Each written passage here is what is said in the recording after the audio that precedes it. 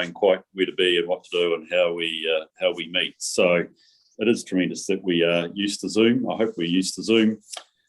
What I tend to do for this situation is that should there have been a problem, I probably leave it that I will propose every motion but look for a seconder, unless obviously you want to move an amendment or something like that, which you're welcome to do,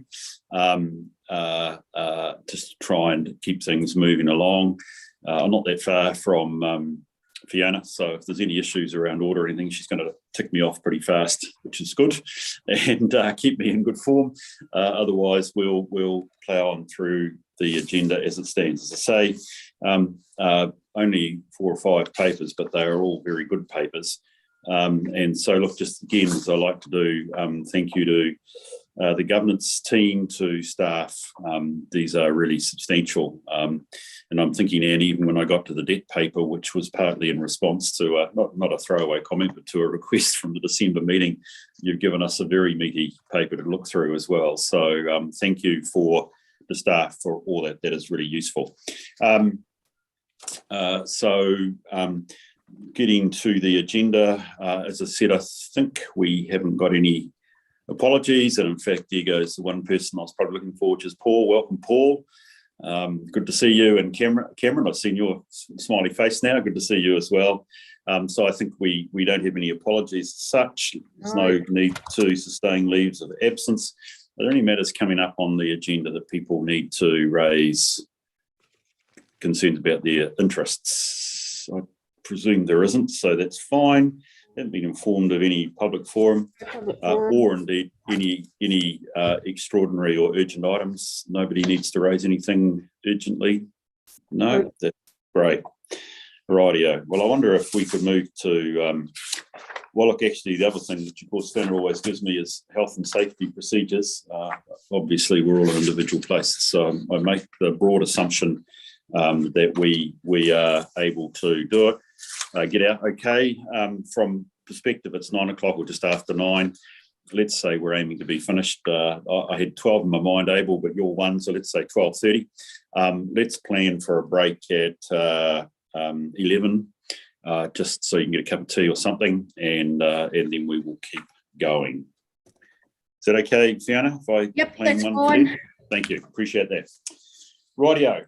Can we move to page 14 of the minutes, please, which is our last meeting of the 17th of December.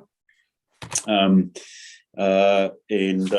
from the chair, I'll move that we confirm the minutes as a correct record. Do I have a seconder, please? Thank you, Abel. Is any matters of factual accuracy or correction that needs to be made to these folk? No. Can I just ask, Anne, I must confess, and it just reflects, my occasional entering into Southland District Council affairs. We did actually receive the audit opinion, didn't we? And everything else. We left it to be signed off. It clearly has been signed off, correct? Yes, it's only the management letter that we're so it's only the management that we've got out, yes, which we'll come back to when we deal with the annual plan. But my assumption was that actually what we had left in train to play out, which was actually receiving the audit report and actually adopting the annual report, that occur all okay and on time. And it's in our website, blah, blah, blah. Brilliant. That's good. Rightio, with that, there seems to be nobody suggesting any changes. I'll put the motion, please. All those in favour, please say aye. Aye. Aye. Aye. Those against? That's carried. Thanks a lot. Rightio, we can move to item 7.1, which is our work plan. And Emma, I think probably you're taking us away on this one. Thank you. Yes. Good morning, Chair and councillors. I'm just going to present the changes to the work plan. You'll see there's quite a few this time. The following reports have been added to this meeting: the annual plan progress report, an update on the forest and bird judicial review, a report on the approach to borrowing, and 2 health and safety reports, one the update and one the safety events, and the significant forecasting assumptions, which I'm presenting. It's replaced the financial assumptions report. As well, the following reports have been moved from this meeting to future meetings: the Waka Kotahi technical audit, the debt recovery policy, the internal audit final project management report, and the internal audit terms of reference, and the final audit report for the annual report 2021. Are there any questions? Thanks, Emma. That's great. Anybody have questions for Emma in terms of the program? I have just a couple. Thanks, Emma. And again, I've already thanked staff for the good report around debt. That is actually a key report for us in terms of our role as a risk committee. Actually, when I think about it, where's Don? Is Don meant to be? He's here. He's here. Oh, okay. I just haven't got him on my screen. Don't know why I thought about Don and debt, but there we go. It's actually a really important part of our role as a risk committee when it comes to the fact that we've now changed our treasury and liability management policies to assume substantial debt as well as also an investment portfolio. So that is really, really helpful. Look, thank you also for bringing forward the health and safety. Can I just note that means we don't have a report in March? But what I would like to just suggest, Emma, is that if there is anything of significance that has arisen in the health and safety space over the next 2 months or month and a half, that actually we should be updated on that at our regular meeting if that should happen. Otherwise, I'm comfortable we step the next meeting. And any indication what might be in that management report from the auditors? No, nothing? Okay. Sorry, Bruce, just one little question I've got. I just noticed the report on the QV revaluation. It's got a blue cross, which means it's been removed. I would have thought that wouldn't be removed. Do I misunderstand something? I think Jason might be able to help us here. We were planning, Paul, to have a workshop this afternoon, but as I think we've all established, you've got a Future for Local Government seminar to get to this afternoon. And I think that is now scheduled for the 22nd of February. Have I got that correct, Jason? Yes, that's correct, Bruce. And we're still just processing some of the information from QV as well. So that's why. Brilliant. So, Paul, that's effectively being deferred. It hasn't gone away. You will get to that on the 22nd of February. Is that okay? Yeah, it's okay, but I just don't see that it's a cross is being put in that it's going to be dealt with in the future. It just seemed to be removed completely. Yeah, look, good point. I think the reality of it is that it's now stepped outside the coming to this committee. Okay. The 22nd, I think, is full council, if I've got my dates right, in which case essentially it's being picked up by full council, Paul, and won't necessarily come back to this committee. That would be the reason why. Yeah, I understand. Thank you. And the only other question I had, which is not well, it is partly around program, but it's also partly again our relationship with the auditor. Struggling. No, I should be careful how I say that. Be very keen to see that arrangements letter on the 28th of March. Are we planning to have the sign off and adoption of the annual report before the elections on the 8th of October? Oh, we would have to check in with the auditors in regards to that right now. I'd have to come back to you on that. Yeah. Look, if I could say from chair, and I haven't tested this with any of the elected members, but and I mean, I know what the auditors say about this, which is that actually would be desirable if we could have it signed off prior to the election. That's tidiest, given what elected members have to represent.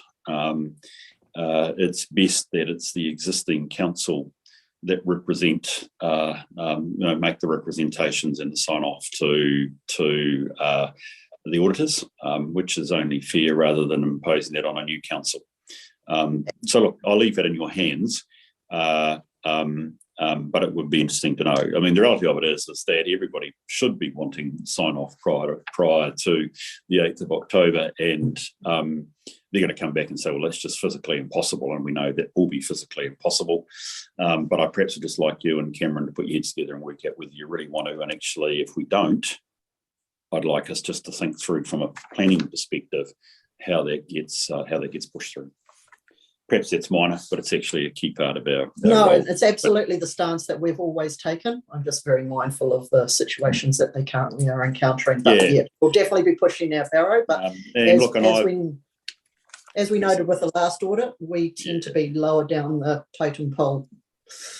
Although we've delivered. So, if it's something that from a management perspective you're going to push for, I'll back you, push it.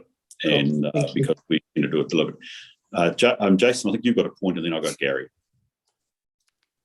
Thank you, Mr. Chairman. We have actually already inquired as to timetable for the annual report looking forward. So Cherie has made contact with the auditors, but we at this stage haven't been able to provide any. Particularly, we're looking at the interim audit, whether that was going to occur along a normal time frame. So we have started those discussions, but at this point, auditor unable to confirm any timelines for the annual reporting program. Brilliant. No, thank you, Jason. Yeah, Gary. Thanks for raising that and pointing that flag, quite an urgent flag out, actually, Bruce. I know, or Mr. Chair, I know that has been a question across the country. So, it's flagged now. So that's brilliant. Thank you. Yeah. Look, it will, and as I say, Gary, some will have to go to the, it won't be pre, but what that really means, to be honest, Anne, is that I would like us to make certain that as a committee, if we can't get one signed off pre, I think it's really important that we as a committee meet and we work through what we leave for the new triennium. There will be blunt, Gary, new mayor, new council will have to make a decision about how they go about it. And it's really a question of if we choose or we have to go post the election, how do we do that safely for the new council? Really absolutely, totally agree with you, Mr. Chair. So there we go. Okay, look, that's brilliant. So Emma, thank you. Members, any other questions people have on the program? Josh, by the way, somewhere down the track we'll find another column we better have another meeting before the elections, I would suspect. So I know we've been going financial year to financial year, but we probably need to get that on the list at some stage, Emma, if that's okay. Right, if we can go to the resolutions, I'll move that we receive the report and we note the changes. Do I have a second, please? Thank you, John. I'll put the motion then. Oh, sorry, any discussion on the motion? I'll put the motion. All those in favour, please say aye. Aye. Those against, it's carried. Thank you very much. Right, went into some of the substantive papers here, and as I say, while I always need to feel a sense of good orderliness and timeliness, I think these do require thinking about a wee bit of time. And I think, Cameron, you may want to even make a comment on this, but one of the things that I've discussed with Cameron outside of meetings is actually how do we as a council work our way through safely getting everything delivered. There are some challenges around, new work that suddenly arises, and I think it's fair to say that we probably are anticipating, if it is professionally possible, that there be no need to consult over the annual plan. One of the things that directly drives whether we need to consult or not is indeed the assumptions that we actually adopt for that annual plan. So this paper is actually a really significant part of that sort of trying to actually help us work with Cameron and his team about the total workload between now and 30 June, with that sort of that view and that hint behind it that actually we've got a full program, we don't need more work. Cameron, I'm being a bit rude, I'm possibly speaking out of turn. Is there anything you wanted to add to that before we get into the paper? Thank you, Mr. Chair. I think you very eloquently summed up the situation. Brilliant. So look, let's get into the paper. Jason, are you speaking to this one, buddy? And take us through it, man. Thank you very much. Good morning, Mr. Chairman, Your Worship, and committee members. I will start off, but as you'll see, the focus really has actually been on the financial assumptions. So Emma will kick in around that shortly. But just to, the purpose of this report is to review and endorse the draft significant forecasting assumptions to be used to support the 2022-23 annual plan.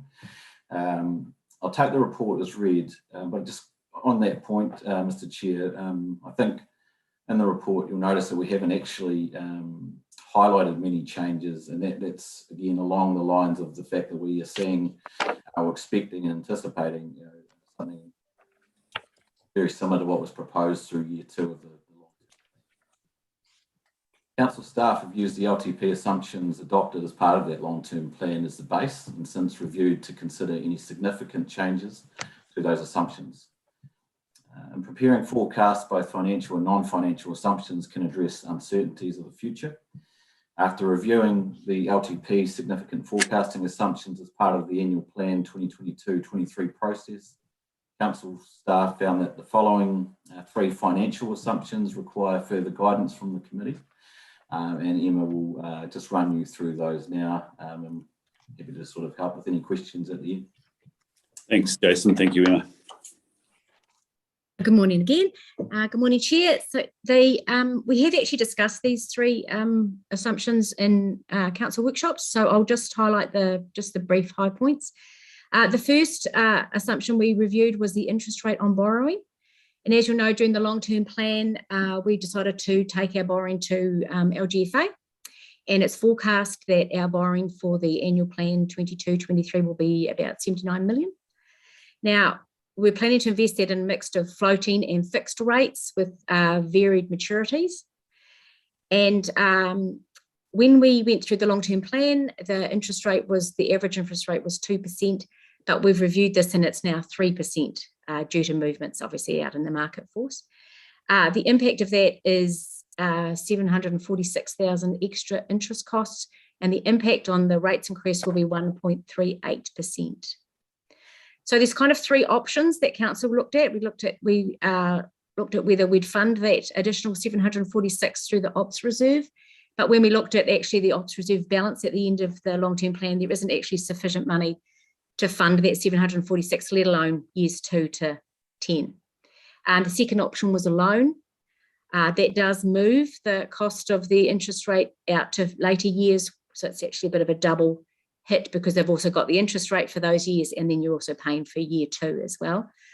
So our staff have settled on the recommendation that we will increase rates and that we should change the external and internal interest rate assumption from 2% to 3% to reflect the increase in the market interest rates. Does anyone have any questions or discussion on that recommendation? That's brilliant. So look, if I've heard you correctly, as a committee, we're picking up now on the overall assumptions across the whole suite. You said you've workshopped this, so I'm very open that we still have a discussion on this one, members, but if I can refer you back to that workshop, that obviously is going to be helpful. Any questions or comments you'd like to raise? Yeah, well, thank you, Chair. So just currently, Emma, just correct me, are we paying 0.93% interest to the Lgfa? That was my recollection. And is that correct? The forecast, the interest rates vary from 1.2% to 3.8% in our analysis with Deloitte's. I don't know what the current interest rate was. And yeah, so I'll just jump in there. So Councillor Douglas, yes, we were borrowing at 0.9%. We of course had to repay that debt back in January, and subsequent to that and the workshop, and we'll talk about it more in the borrowing part of today's meeting, but we've currently borrowed 2 lumps of $8.4 million, one at 3.45% and the other at 3.49%. And we basically did that just to get those longer terms locked in now at those lower interest rates. So the advantages of borrowing from the Lgfa were, I believe, that we were going to get, a very favourable interest rate, and certainly under 1% was. I understand there's been an increase in rates, but we're in effect going from 1% to 3%. Correct, but that's what we're doing is talking about the term. Originally, that 0.9 was a 6-month floating rate, which cash flow rates are generally at that lower end. What we're now looking at is that longer strategy of a longer term. So the interest rates reflect that higher percentage, but at 3.45 and 3.49 for effectively 15 years worth of borrowings is a very good rate. Okay, thank you. Well, this is where we have to think about the long game as well. And again, as you say, and I think we'll come to that, and that's why I said we've got some meaty papers here. we'll need to look at that debt paper in terms of the strategy of how we retain flexibility when it's relevant, but also how we fix ourselves, if that's the right word, protect ourselves from two things. One, when we have to pay back, because there's actually obviously a substantial sum you've got to pay back, and also what is the policy or the strategy we pay on the interest rate. And I guess, and again, you're reflecting that actually a couple of the moves that you have made are ones which are sensible, because while you say 15 years, it's locked in quite a relatively low rate, and I think we all recognise the market is going through a significant change now. And I think our assumptions may well be different when it comes to the following financial year. So, you know, there is a lot of wisdom, I think, in what Anne and the team have done. Just to add to that, Mr. Chair, I totally agree. And item 30 of that report in regards to difficulties with supply chains is not only going to be monetary, it's going to be real. Yeah, agreed. Thank you for that, John. Very useful. And as I say, and as Anne has pointed out, we're going to come back to this when we deal with the borrowing paper. Any other questions for Emma at this stage over the three that she's highlighted? Because I do propose just to very quickly page flick through the attachment, which has got the schedule of assumptions. So there was sorry. I still need to talk about the second and third assumption. Oh, okay, go for it. Yeah, sorry. Yeah, sorry. I was wondering whether I heard anything about interest rate investment. Of course, is the other side of our financial strategy, isn't it? Which is, we're certainly taking on debt, but we're now we've also got money to invest. So take me through that. Sorry, Emma. Okay, so the second assumption staff reviewed was the interest rate on investment and reserves. So during the long-term plan, we got advice on what the total average return would be on a balanced managed fund. So that came back at 6.4%, but we were advised to use 5.5% to be conservative. That was because of the unknowns of COVID and the low interest rate environment at the time. So staff felt that that was one of the assumptions that we should review for the annual plan. We did look at 48 other balanced funds, and they came out at about 5.6%, which was very close to what we had in the budget. And we did remember the advice we were given as they did say that forecasts are uncertain and actual results vary, and that can be quite significant. So it is financially prudent to be conservative in your investment percentage. So staff felt that that was actually, we should stay with the 5.5% to be financially prudent. Remembering that the net income we get from those investments, we use that to offset rates 750k, and we use 4.4% return on our restricted reserves and 2% on road and local. So therefore, if we keep the investment at 5.5, therefore the other things stay exactly the same. So staff recommend that the investment and reserves assumption remains the same as the long-term plan. Has anybody got any questions or discussion on that? So let's just remember with the last item, we've talked about the interest cost side. This is about the interest income side. So what I'm hearing you say is that clearly we're being, how should I put it, conservative, which is we're recognising probable cost increases. There is a chance of increased revenue through our investments, but we're not going to anticipate that at this stage. So we're looking at a slightly, should we say, a glass half full, rather a half empty rather than the glass half full, but probably wise while we watch what the markets do. And then, yeah. Members, any questions for Emma? John? Yes, thank you, Chair. And so, Emma, we're talking about the average return from a balanced fund of 5.5%, but is that pre or post the fees? That's pre the fees. The fees are 1.1%. So we take the fees off, and then what's left, that net income, is what we use to, to decide how much we're going to put through to our reserves. Yeah, and that's the way I read it. So in future, I think, just to sort of, cut to the chase, I think we should talk about net expected return. Yep. Okay. Mm-hmm. Yes, Don. Thank you, Mr. Chair. Just around this idea of conservatism and its forecast or assumptions and the interest rates on money that were borrowed versus money that we've got invested. There's not a big difference between the two. Is there a feeling that is it possible that we could reduce our borrowings by the amount of the investment and reduce the overall risk to the ratepayer by reducing our borrowings? Yeah. In effect, what we've done at this point is that we've lowered the cost of borrowing to our ratepayers. What were they paying on in the internal borrowings, Anne? About 4%? They were paying about 3.7, I think, from memory. 3.7. And so we have lowered the cost of borrowing for our ratepayers in the various areas they are paying interest on, and we have taken what was earning 3.7% and now got it at 5.5.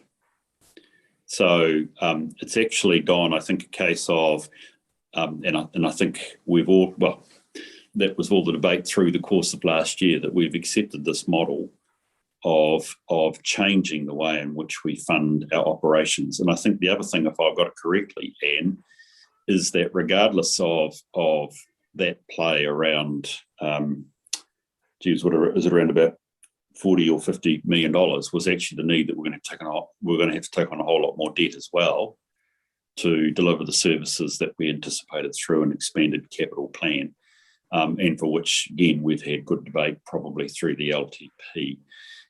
So in that sense, this all made sense. Yes, at this stage, you could realise, well, there's a question about how that money's being raised, but at a balance sheet at a high level, at a council level, yes, you could realise that money and pay down your debt, but you haven't actually gained anything.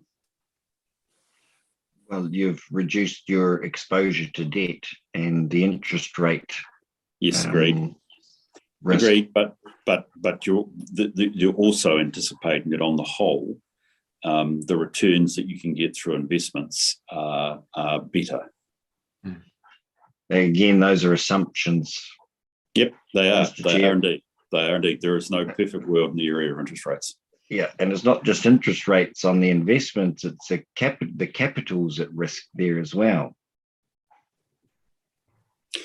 Yeah, but I mean, we've always had to anticipate going against interest rates, and the argument would be under the old regime of internal borrowing that was at the cost of the ratepayer, because they were paying 4% for 3.7, the thick end of 4%, when in fact we could have got that cheaper for them. Sure. There could have been a saving of 1% or something. Yep, but over a lot of money, that counts for a lot. Okay, yeah, I'm just a wee bit uncomfortable with this approach, and I think it's important to signal that. I appreciate that, and I'm very glad to have your voice in the room as well, Don. That's great. Are there any other questions folk would like to raise at this stage about? Bear in mind, I've got a third one to go, Emma, over the investment issue. Don, thank you for raising that, by the way, because it is really important that we recognise the totality of our treasury and liability management policy, not just one side. And I think, look, and Don, I think it is important, for instance, that we, when it comes to the annual plan, we'll have to think through how we communicate this and reflect what we're doing for the community quite carefully. So that's really important. Price inflation. Emma?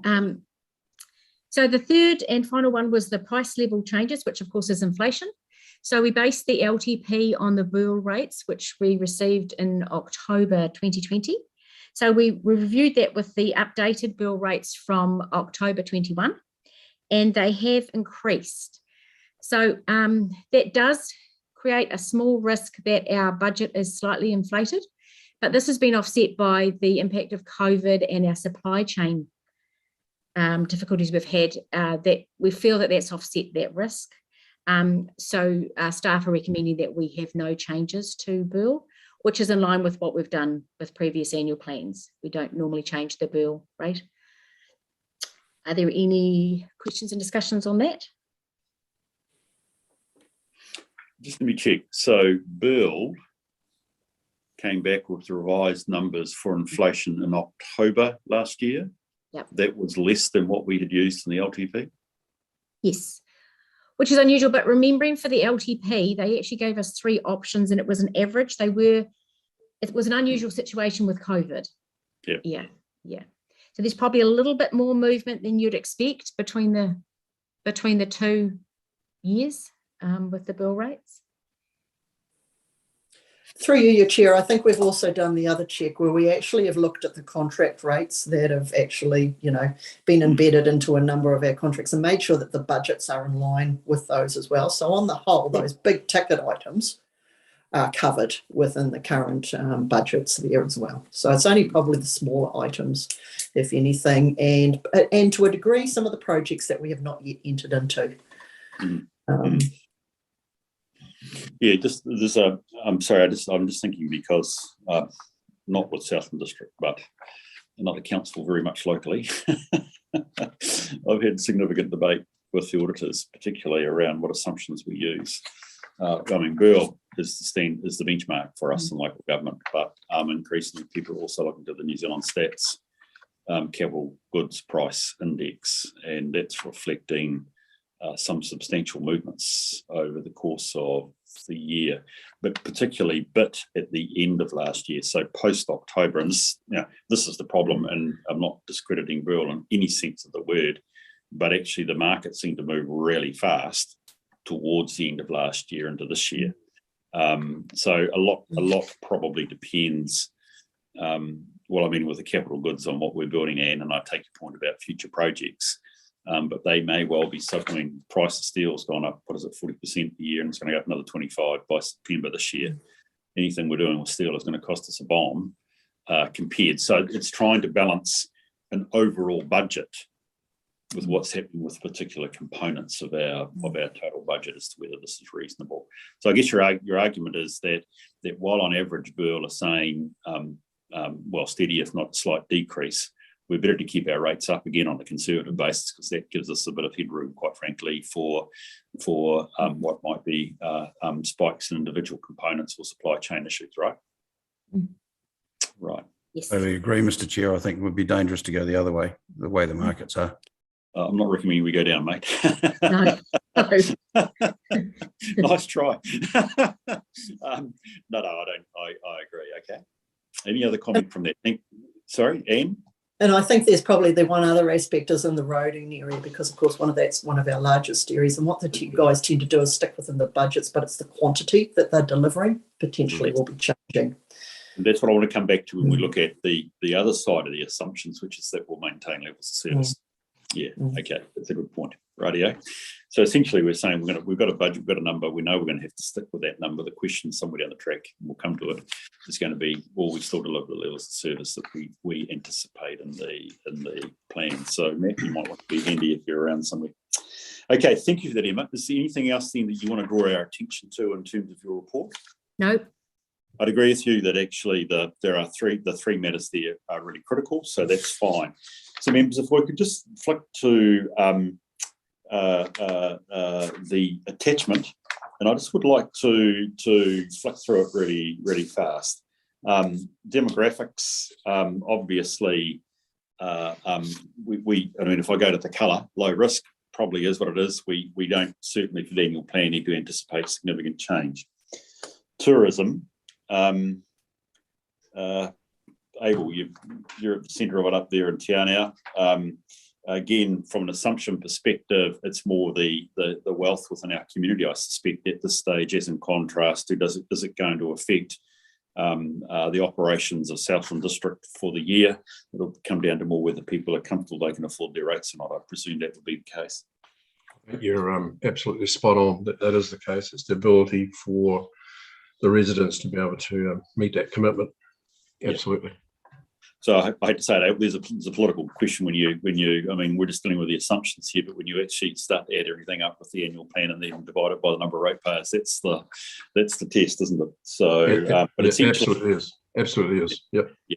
So certainly from a plan perspective, from an assumption perspective, whatever is the move, whether the border's open, isn't necessarily significant from the quantum of services that we're going to deliver, or the demand for infrastructure or the likes.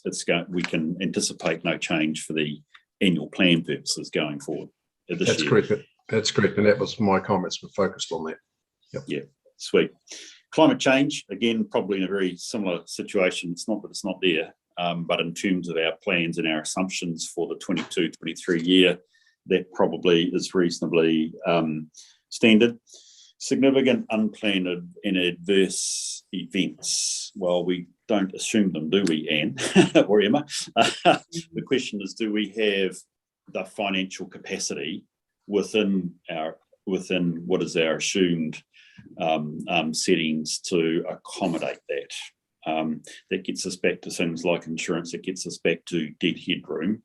I guess the question would be frequency. But I think at this stage, I assume we are still at the position where we're seeing this as reasonably stable. In other words, we're not saying that adverse events won't happen, but our capacity for what we would reasonably anticipate in 22-23 has been maintained. And Cameron, Matt, somebody want to comment on that? So yes, so we definitely have that headroom within our borrowing strategy. Our insurance portfolio is definitely one that's insured well. So that's right. And it's not as if, I mean, frequency could go up, but it's not. There's nothing today that, you know, we're not like Westport, which, you know, every week has to move out half its population because it's going to rain. Okay, we're not. I mean, I know that's an extreme situation. I'm not making fun of Westport's situation because it's distressing. But you can just see what I'm trying to do. Just testing. We've got no reason to allow more than what we've got. Okay. Environmental standards, resource consents and land. Nothing that's going to affect us in the course of 22-23. Matt? Don't think Matt's there. Oh, I'm sure he was there. Well, he was. He's come and gone. Okay. There he is. Yep. No, I'm here. How you doing? I was actually just getting a coffee with you, Matt. Chairman. Hi, everyone. Just wrapping up a phone call with Carrie about the judicial review. All right. Anyway, I apologise. I didn't catch the question, Mr. Chairman. Would you mind repeating it? Matt, look, we're on page 32 of our agenda. We're just trying to rip through the assumptions that we're using for the annual plan for 22-23, and we're just dealing with environmental standards, resource consents, and land use. There's nothing either to assume will affect our operations significantly, or indeed the way in which the community plan to use their land. That would give cause to us to have to change our plans in any material way over the 22-23 year. That's correct, Mr. Chairman, not at this stage. Brilliant. No new requirement. General economic growth and trends. I think that's somewhat really, in some sense, the comment that I passed your way, Abel. But there's nothing there that would change our plans at this stage. It's a stable outlook, or better, become a bit harder for the economy to turn over. But again, that gets us back to the question about how much we're asking of them. Yep, that's correct. Correct.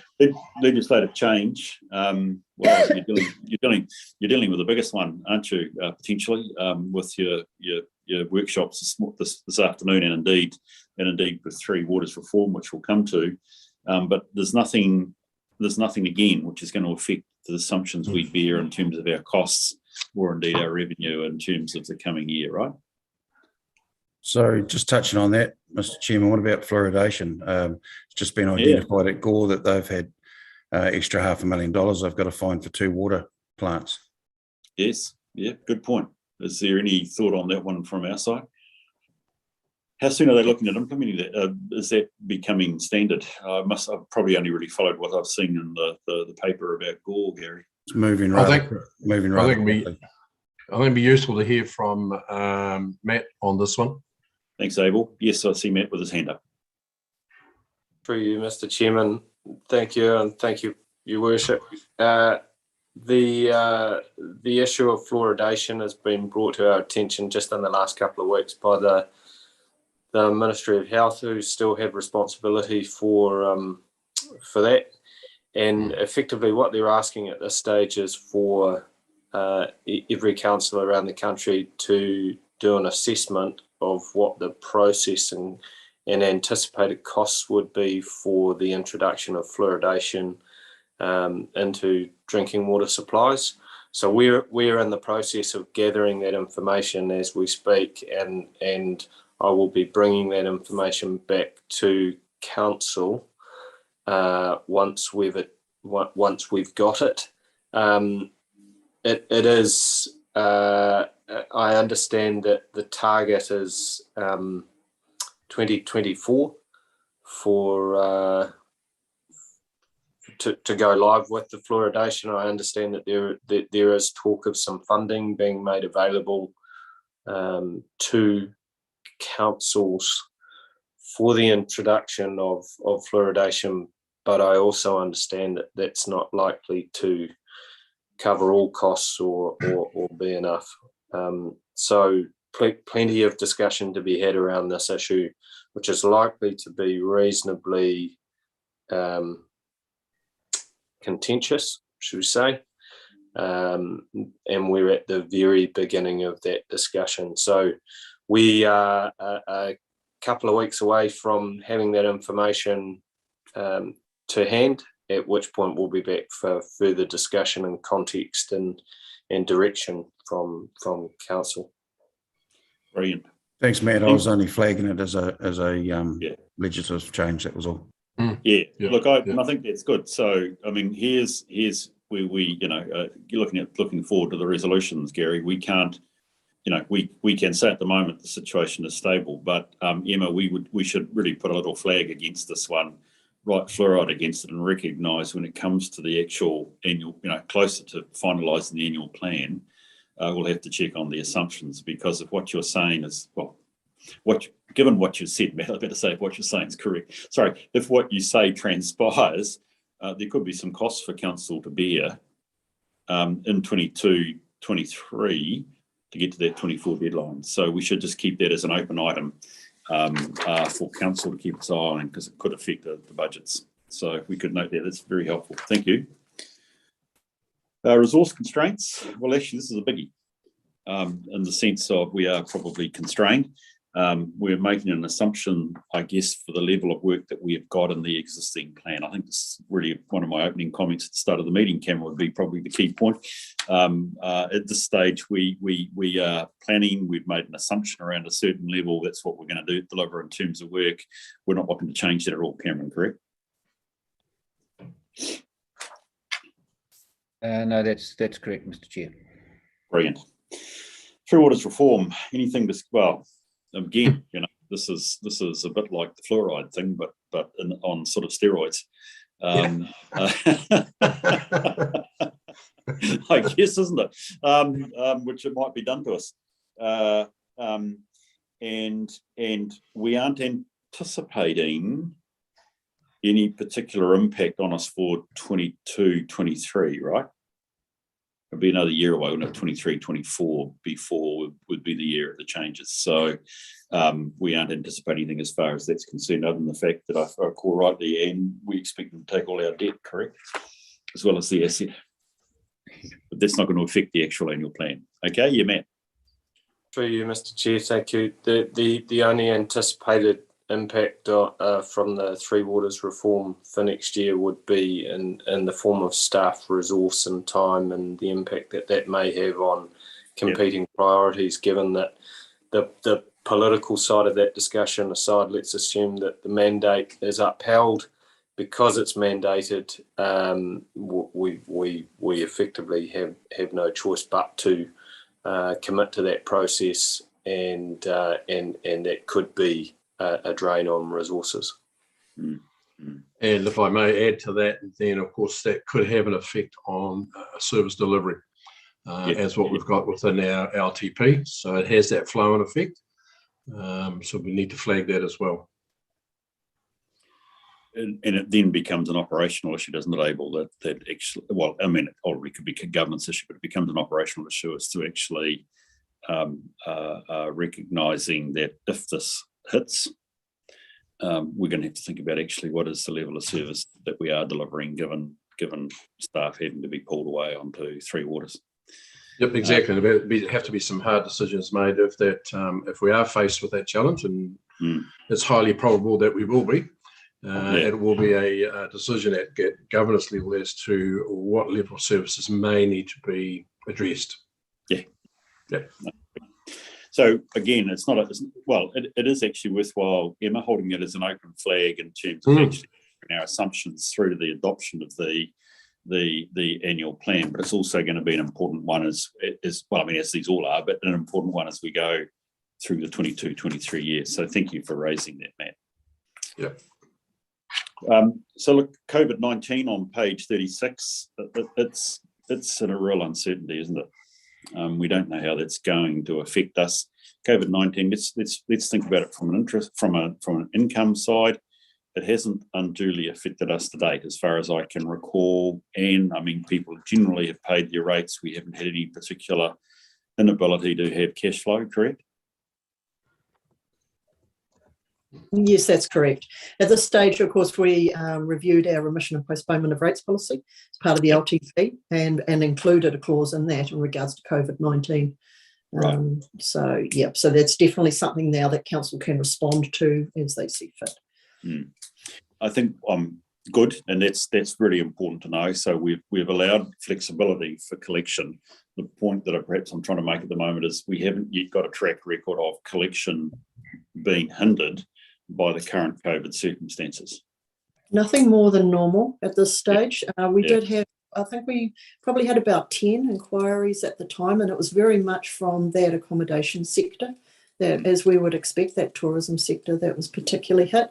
My expectation, though, is that as we go further along, there'll be definitely a lot more probably get into that hospitality, restaurants and things like that. But at this stage, sorry, Anne, I talked over you. Sorry. No, that's no, you carry on. So, but we've made no increased allowance for increased debtors in terms of rates. No, not at this stage. No. No grounds to make it material. I take your point. That's fair. That's a fair comment. So look, this is one we'll have to watch as we go through the year, isn't it? Because on the expense side, we've talked about that with Emma over price inflation, supply chains, and what have you. So that'll have to be ongoing watch, both in terms of pre-preparation or finalisation of the annual plan, obviously, end of the year will become significant. So it's got a flag beside it. Price level changes and cost estimates, I think we've dealt with, unless you want us to raise anything there.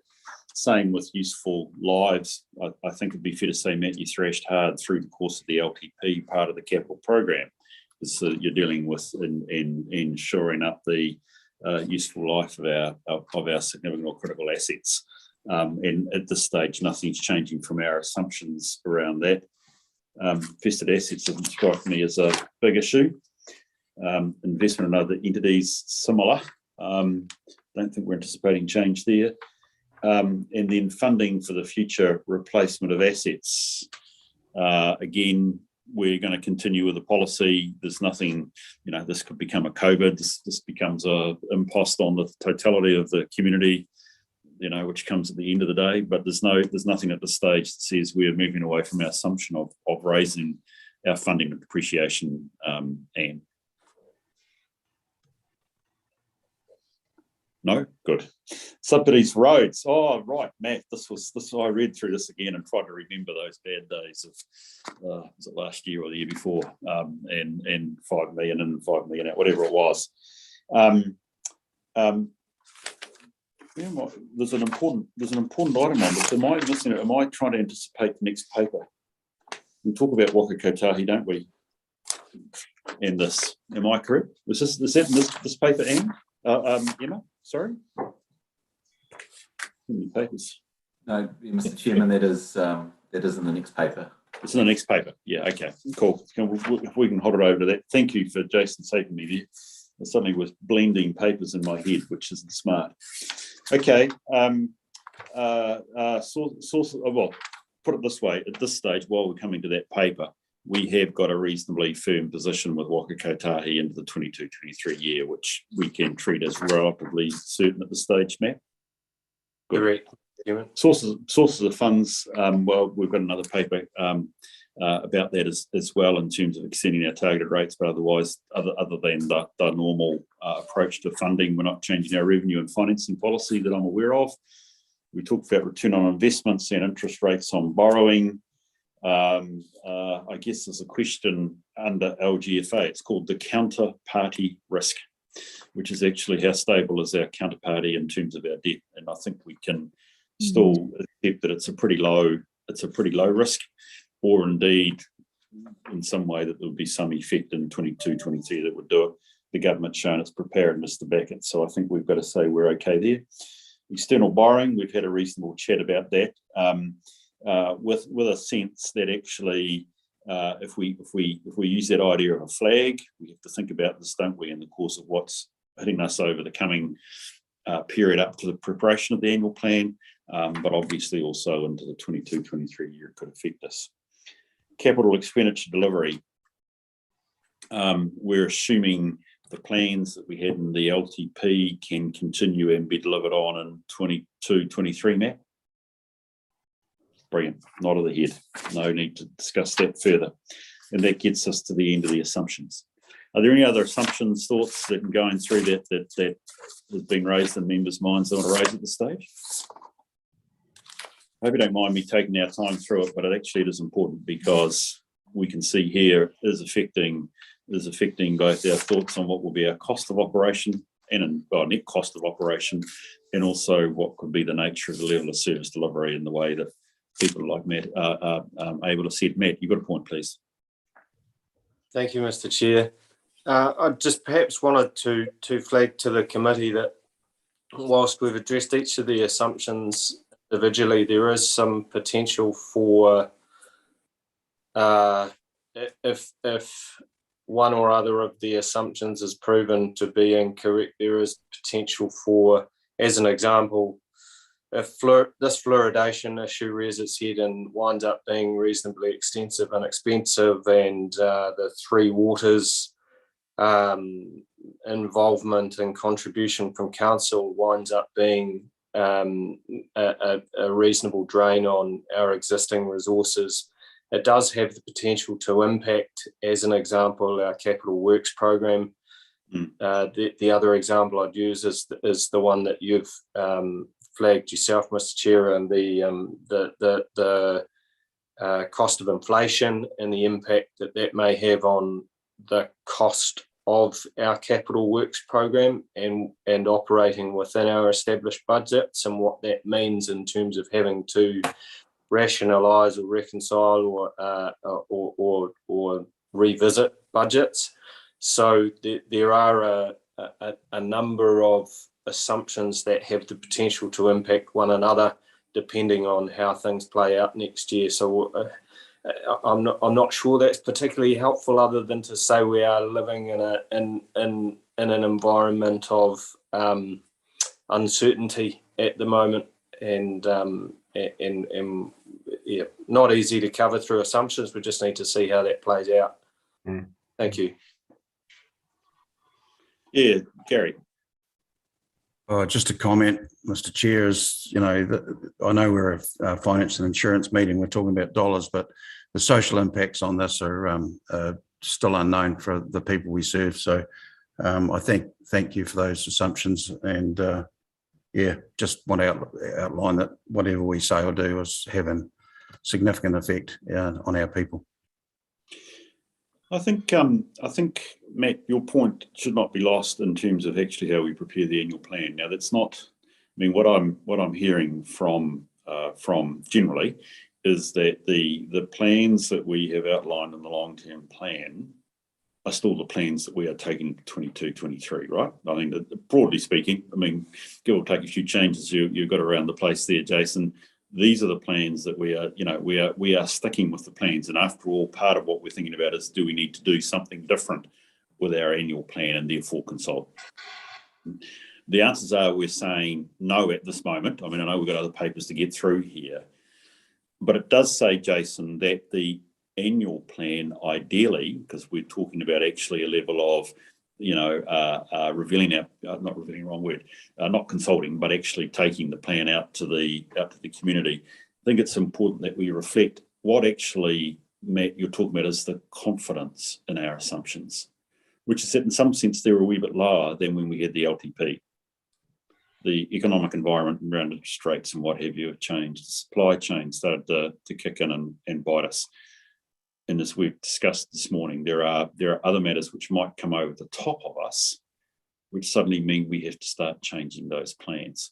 So we've got no grounds to change things at the moment, but I think a good plan will also reflect the relative confidence we have in the assumptions that we have made. And I think what you have indicated there, Matt, and even what you're saying, Gary, is that perhaps we're a wee bit less certain, which isn't bad governance or bad management. It's just reflecting the increased difficulty of anticipating what will happen in the 22-23 year in contrast to more certain times. So if I could leave that with you, Jason, that when it comes to it is part of our statutory responsibility anyway, when you think about it, but I would make a bit more prominence probably in Gary's introductory remarks to the annual plan around the increasing uncertainty and how it could impact. Thank you, Mr. Chair, and we'll certainly note that part of the discussions around how we communicate. Thanks there, Jason. I wonder if I could turn to the resolution if we've done our piece on the paper. So look, I'd like to move from the chair that we received the report that under B and C we are meeting our responsibilities under the Act. And D, we endorse, I think it's the right word. I always wonder about whether we can endorse things we were recommending to somebody, but let's endorse significant forecasting assumptions from the long-term plan, including the proposed change. So we're saying, the time we spent going through all that schedule, we're agreeing with the assumptions that stand there, along with the proposed change below of that increased assumption around the borrowing rate. I don't think we should need to record anything about our increased uncertainty, but that's something which we're saying, Jason, please pick up in the annual plan. Do I have a seconder, please? Thank you, Abel. Appreciate that. Any discussion on the motion? There being none, I'll put it, please. All those in favour, please say aye. Aye. Aye. Those against? It's carried. Thank you very much. Yes, sorry, I think I was trying to do business in this paper in the previous one, Jason, so my apologies for that one. Okay, we can move to item 7.3, which is progress on the annual plan. And I appreciate, Jason, you lead us off. Excellent, thank you. The purpose of this report is to provide an update to the Finance and Insurance Committee on the progress of the annual plan for 2022-23. The report also seeks a recommendation to Council from the Finance and Insurance Committee to proceed with the annual plan without at this stage undertaking formal consultation based on the information provided within that report. I'll take the report as read. However, just touch on the key issues of variations to year 2 of the LTP at this point. In August 2021, Waka Kotahi advised Council of its 3-year funding in the National Land Transport Plan.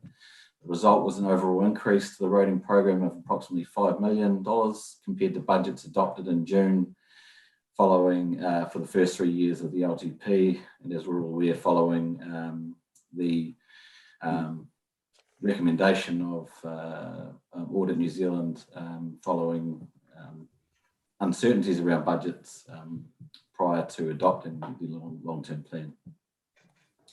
Staff have redeveloped the roading program for the first 3 years of the LTP, and what this effectively means for year 2 of the long-term plan is an additional $965,000 that needs to be funded from rates. To offset this, staff are proposing to bring forward from year 4 of the long-term plan the $1 million from the Strategic Asset Reserve to use in 2022-23. So that was pushed to year 4 when we received that information from Waka Kotahi in late May, early June. Now, under this, again, additional money, we're proposing actually to bring that money back into year 2 to offset that increase. In addition, We've got some targeted rate extensions proposed through this annual plan. Extensions to some targeted rates have been proposed by community boards. Pool rates in Adlasa in Northern are being considered and plan to undergo consultation processes with the community on those. Northern and Waihopai Toitoi community boards are also considering minor amendments to hall boundaries as outlined in the report. The final sort of key issue of note is the Stewart Island Rakiura visitor levy. Council is currently in the process of reviewing this levy amount. Changing the quantum of the levy requires that both the current policy and bylaw be formally reviewed. The issue is additional to our annual plan process, but requires community consultation to seek community views as part of that review process. Our Stewart Island visitor levy policy states that consultation be included as part of an LTP or annual plan process for efficiency purposes. And this, we've taken the opportunity to go about that on its own merits, which will sort of highlight that process for the Stewart Island visitor levy consultation. Consideration has been given to sections 95 and 95A of the Lgfa and Council's significant engagement policy. And at this stage, staff do not consider these issues to be significant or material. Following that assessment, staff recommend that the committee endorses the updated project plan outlined in the report, subject to any amendments from the committee today, and that the information on the annual plan is provided then to the community via non-formal consultation or engagement. As expected, we would not anticipate significant changes in the first year of our annual plan following the significant LTP process undertaken by Council over the last couple of years and adopted in June 2021. And this is consistent too with the direction setting processes undertaken with community boards prior to Christmas, where only minor project amendments were proposed through those processes. On the basis of the information in this report, formal consultation for the annual plan 2022-2023 would not be undertaken at this point. We are happy to take any questions or comments from the committee on this report at this time. Thanks there, Jason. So here's the critical test. As I said at the start of the meeting, there is a really key test decision here to make, which is that we move to a plan that's outlined in this paper to adopt the annual plan without the full consultation processes that we're familiar with an LTP or a significantly different annual plan. So I've got questions for Jason, please, or the team. Very good summary. Brilliant. Can I just check, please, on the by the way, you guys, can I just have a slight aside and laugh? I feel like you probably had the school teacher on today, but you realise I've missed a page of the assumptions that I was going through. Nobody pulled me up and said, Bruce, why haven't we dealt with that page? Well done, guys. You've got away with it. It's okay. It was dealing with the infrastructure asset revaluations, actually, if you're interested. But I can deal with that separately. It's not a big deal. It doesn't change my views. Okay, back to the real work, the paper. The Waka Kotahi. Just let me just check this one out. We reduced what we had in the LTP for the $5 million because of that late running funding issue from Waka Kotahi, but we assumed that we would still be able to do all the work commencing year 4 going onwards, and we adjusted our funding and financing assumptions to meet that, right? So now in year 2, because of the extra $5 million we've got over the 3 years, we're going to bring back our proportion of that $5 million into the 22-23 year. We also then have to accommodate the local share, and we're doing that from our reserve, which we had anticipated to use in year 4. Correct, Jason? That's correct. I've got expecting a significant jump in year 4 because we were pushing out. Sorry, we were expecting a significant jump in year 4. So the strategic asset reserve was expected to smooth that because of the information received from Waka Kotahi and confirmed by audit. Brilliant. So just reflect for me what happens in year 4 now. We don't need the reserve. We don't have the spike in the Waka Kotahi program, correct? That's correct. It puts us more on the general plane that we had originally adopted or proposed for our LTP. Yeah. So what I'm trying to make certain is we're not using our reserve this coming year and suddenly find that we need it in year 4. I mean, could be, but that's for totally different reasons. At this stage, there's a smoothing element in effect that's coming into this, and the ability to bring back, if I can say that forward. So that sounds oxymoronic, but bring forward what was previously put back, and including the funding, and we're keeping our reserves in the right balance as a result. Brilliant. Okay, that's good. I've had a look for the benefit of the committee. I've had a discussion overnight. Thank you to Jason, Nicole, and Anne around what is titled in here a new rate, and it was really about legally how do we set a new rate, and I'm quite convinced this isn't a new rate, and Jason's using the word extending the rating approach that we have for funding grants that we make for various community assets.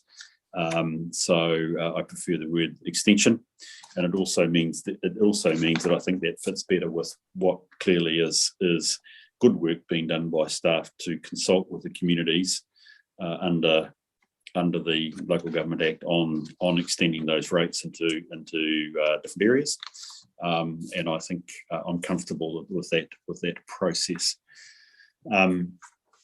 And we've got the Stewart Island stuff which is coming through, so I'm comfortable with that. Do other people have any questions? No.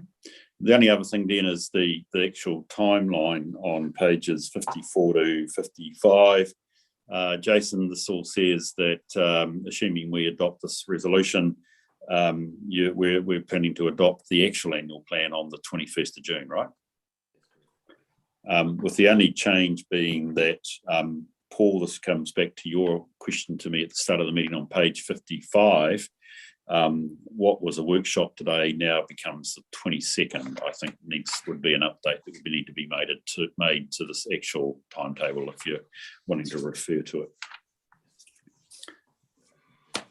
Right. So if we accept this, folk, it does mean that we can recommend that there is no consultation around the annual plan. So to enable that discussion, what I'll do is I'll move the motion.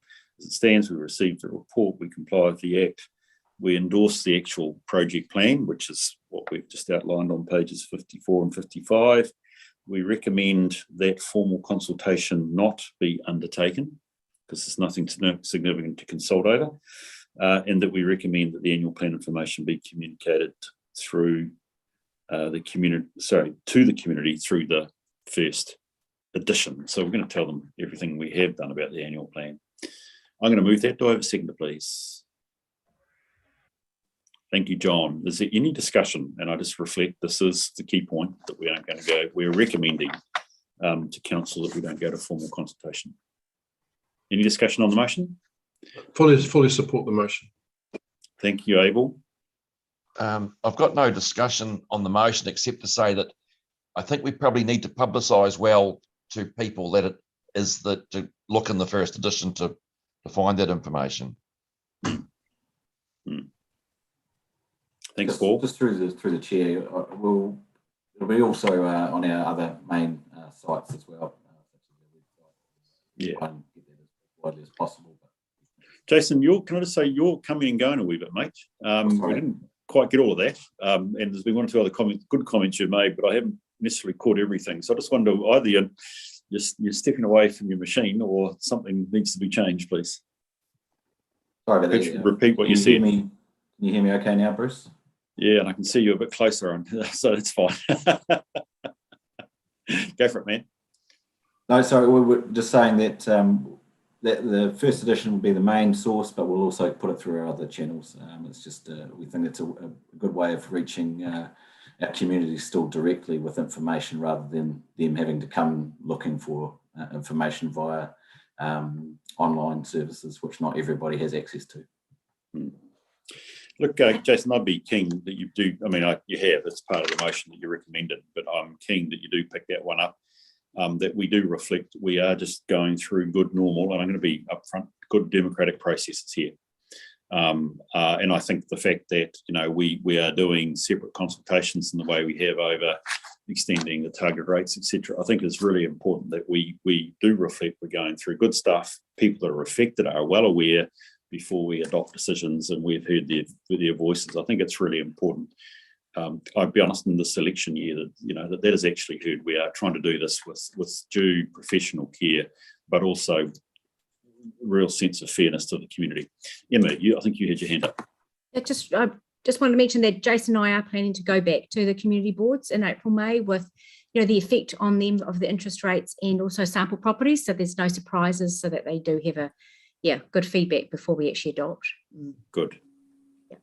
And Bruce, if I could just come in, you know, Dawn has raised it as well, that, you know, for some people, our borrowing and investment policy will seem a little complicated, and it will require some fairly careful explanation so that people fully understand our reasoning behind it.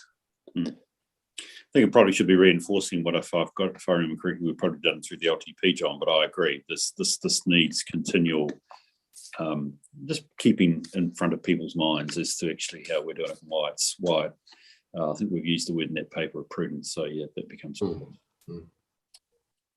Brilliant. So look, Jason, if there's anything, there's nothing that I think changes the motion that I've moved.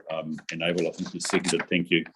Does reflect that we've just had and Paul's raised it well, that last one, which we really haven't dealt with until now, but is really important. Our communication is important. So just as much as sitting on our plans is important, the effort that you particularly and Emma can bring with community boards, that we can bring to the whole province through the first edition, etc., is really important. So I'm always reminded of seminar I was in, where a planner I respect said, if you had another month, what would you do? And he said, I would think about how to better communicate my plans. He wouldn't change the plans, but he'd think much more about communication. Well, he'd use the time to up the communication. So that anything you can do on that is good. I'm going to put the motion then, please. All those in favour, please say aye. Aye. Aye. Those against? Aye. Carried. Thank you very much. Right. Approach to borrowing. Very useful paper. We've already had a fair crack today about the process, but now we're into some of the technicalities of actually implementing the broad approach that we've had. So, Anne, I suspect you're going to take us through the paper, please, if it's possible. Yes, thank you, Mr. Chair. So, as you noted, I just wanted to work you through that approach to borrowing. You'll have also remembered, of course, that we had that workshop back in December just to sort of get us through some of the concepts, the things we were thinking about, the approach that we were sort of intending. And this paper is trying to cement those down and just tell you where we've got to. But what I'll do is I'll just take you through it. As Bruce has said, it's a really important paper that you're all aware of, and I take on board the councillor's comments in regards to the fact that actually it can be difficult at times. It can be as difficult for staff as it can be for elected members. So yeah, I'm very aware of that. So page 59 is where we're up to, if you haven't got there already. And just a bit of a background, I know we've already covered it off before, but anyone just coming into the conversation, we are entering as a council a period of long-term borrowing for that first time. You know, we have had borrowings in the past, but they've tended to be of short-term nature. And this last long-term plan has indicated the capital works. You know, we've sort of gone through that period of where we didn't need to replace a lot of our capital works because they were relatively on their first round. But of course, we're getting to the end of that sort of 60, 70-year period in which capital assets need to be replaced. So as part of the council's approach in the LTP, we separated that borrowing and investing function, which we talked about earlier. And council recognised at the time that the key reasons for this was to maximise the interest rates, the lower interest rates that the Lgfa, the Local Government Funding Agency, was offering. to council compared to if we were going to the banks, and also to maximise our external returns, because what we have been doing to date is, of course, internally borrowing. So what was happening was a number of our communities had reserves. They were effectively, those reserves were built up in cash. That cash was being used to fund our capital program. And so what we were asking was, is their ratepayers to pay back the interest on those borrowings at around that 3.7 up to 4.5%, depending on any year that it was in there. And then that money was getting reinvested back onto the reserves. But by separating, we could gain that differential, and suddenly we could get borrowings at lower amounts and we could get investments at higher returns, recognising, of course, that there's a risk to those investing strategy that we potentially have. And we all know that it's in a period of fluctuation at present. So this report is about what and how for our borrowings. Okay, so we've already decided our strategy, we've decided our investment and liability policy. Now this is sort of actually putting some meat on the bones and actually saying how and what are we going to do. Like I said, it follows that workshop with council's advisors in December, where we talked about the various options and how this thing would work. I think it's really important to recognise that the borrowing approach that's noted in this paper reflects our liability management policy. And the liability management policy, the key purpose to that policy is our approach to managing risk. Okay, so that's something we've always got to keep in our mind. It also takes into account, this paper, the potential approach to Three Waters borrowings, because as we recognise, there's potential for that to be moved to a new entity. So we don't want to get lumbered with a large amount of debt for longer periods that potentially will also be moving with that asset to that new entity. So that's sort of those two aspects that we're been considering. So if I now just take you down, what we'll just do is we'll go down each section that I've outlined in there. So if we go down onto, we're basically on pages 63, and we'll just go down each of the questions that I posed there under the costs and funding section. So the first one was, what should we borrow? Okay, so in there, I did a couple of tables, as you'll see, basically outlining where we're currently at. So we're suggesting having a strategy right now around $67.1 million. Not that I've gone out right now and borrowed all of that, because it's dependent on a couple of factors. But the reason for that 67.1 is built up of two things. As at the 30th of June 2021, we had $52.5 million worth of internal loans. As we talked about before, council's strategy was to borrow for their internal loans going forward. Okay, so that's the basis on which that number's been developed. The next thing is to look at what we're planning to do on projects and borrowings this year, and that's putting another about $15.1 million on top of that. So overall, we're looking around that $67 million worth of internal loans that we would effectively be needing for this year. Okay, now there's a couple of things though that means that when we do this borrowing is still subject to time and events occurring. Okay. And the first one is, of course, is that we said that when we borrowed that money, we were going to invest it, a good portion, because it was our reserves. We can't do that until we get our fund manager organised. So that's the process that we're currently going through right now. So I've been talking to Brett Johansson further to our meeting last year. He's shortlisted potentially some options there, and we'll be coming back to council in regards to that, hopefully at this stage around our 22 of February meeting.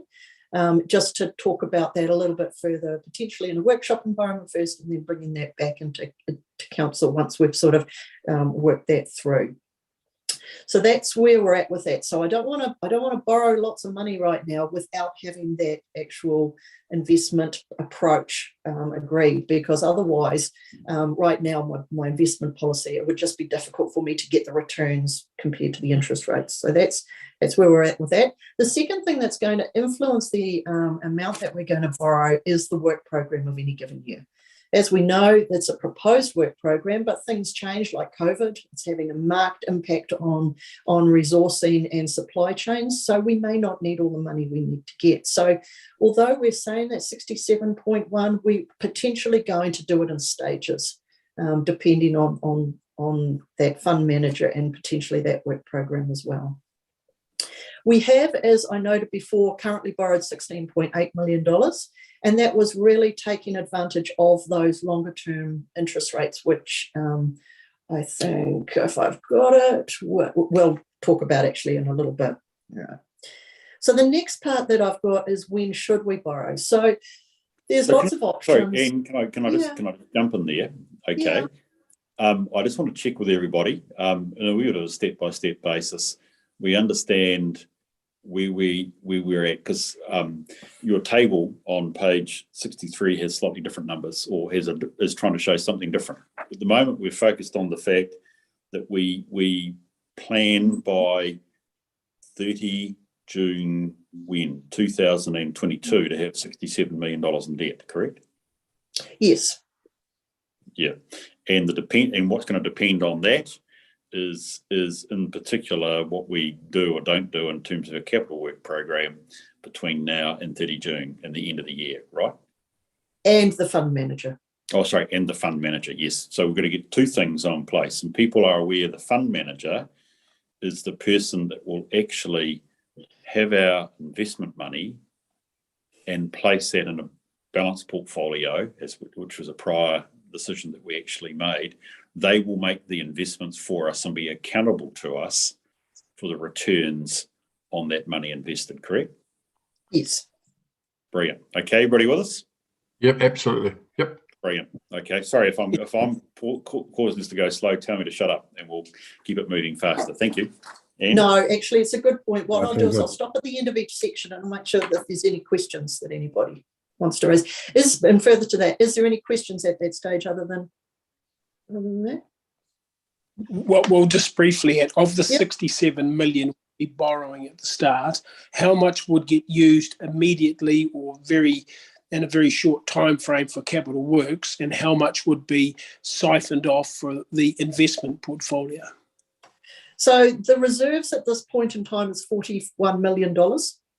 So the thinking is at this stage that and that's what our policy reflects, is that actually $41 million would go to a fund manager for investment. So the difference between the two is effectively what would be being utilised for any other capital works that were happening in the year.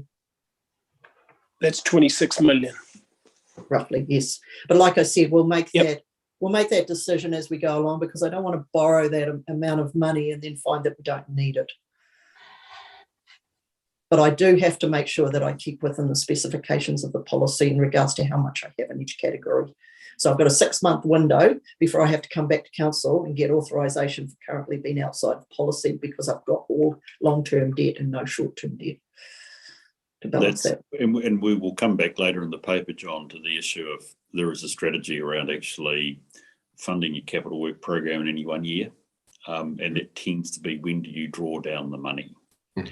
And that actually has some other stuff that goes with it as well. But the reality of it is we only need $67 million in debt if we can deliver our capital program. Yes. So if we undershoot, and I'm not trying to put Matt on the ground here, but if we're only 80, if we can only deliver 80%, we don't need all the debt that we anticipate. No, but we have to plan as though that we will achieve those targets, and we have to make those assumptions, and there will be some external influence that will impact on that. So the assumption is correct. The ability to deliver, we have to make that assumption, and as I say, naturally there will be external influence that will have an impact on that. Absolutely. Very able, and in fact, in days gone by, I've commented when in fact our debt has been less than we anticipated. It generally is a bad sign. Yeah. It generally means that we're not delivering on our capital work program. That means services are not being developed, maintained, built in the way that we really want them to. So hitting 67 is actually a good thing. Correct. Yep. And also I agree with you, external influence are going to be big. Any other questions for Anne? We're okay, Anne, thank you. Yeah. And I think that is the important factor here. What we're doing, and I envisage that I'll be producing something like this report every year to you. And that basically is just setting out where we're going for the next year. Whether we get there or not potentially will be reflected probably on a quarterly basis as part of our financial reports. So we'll be giving you those updates as we grow, but it's just trying to set that envelope and the reasons for it rather than keep coming back to you all the time. So when should we borrow on the year? And this comes next to the chairman's comments.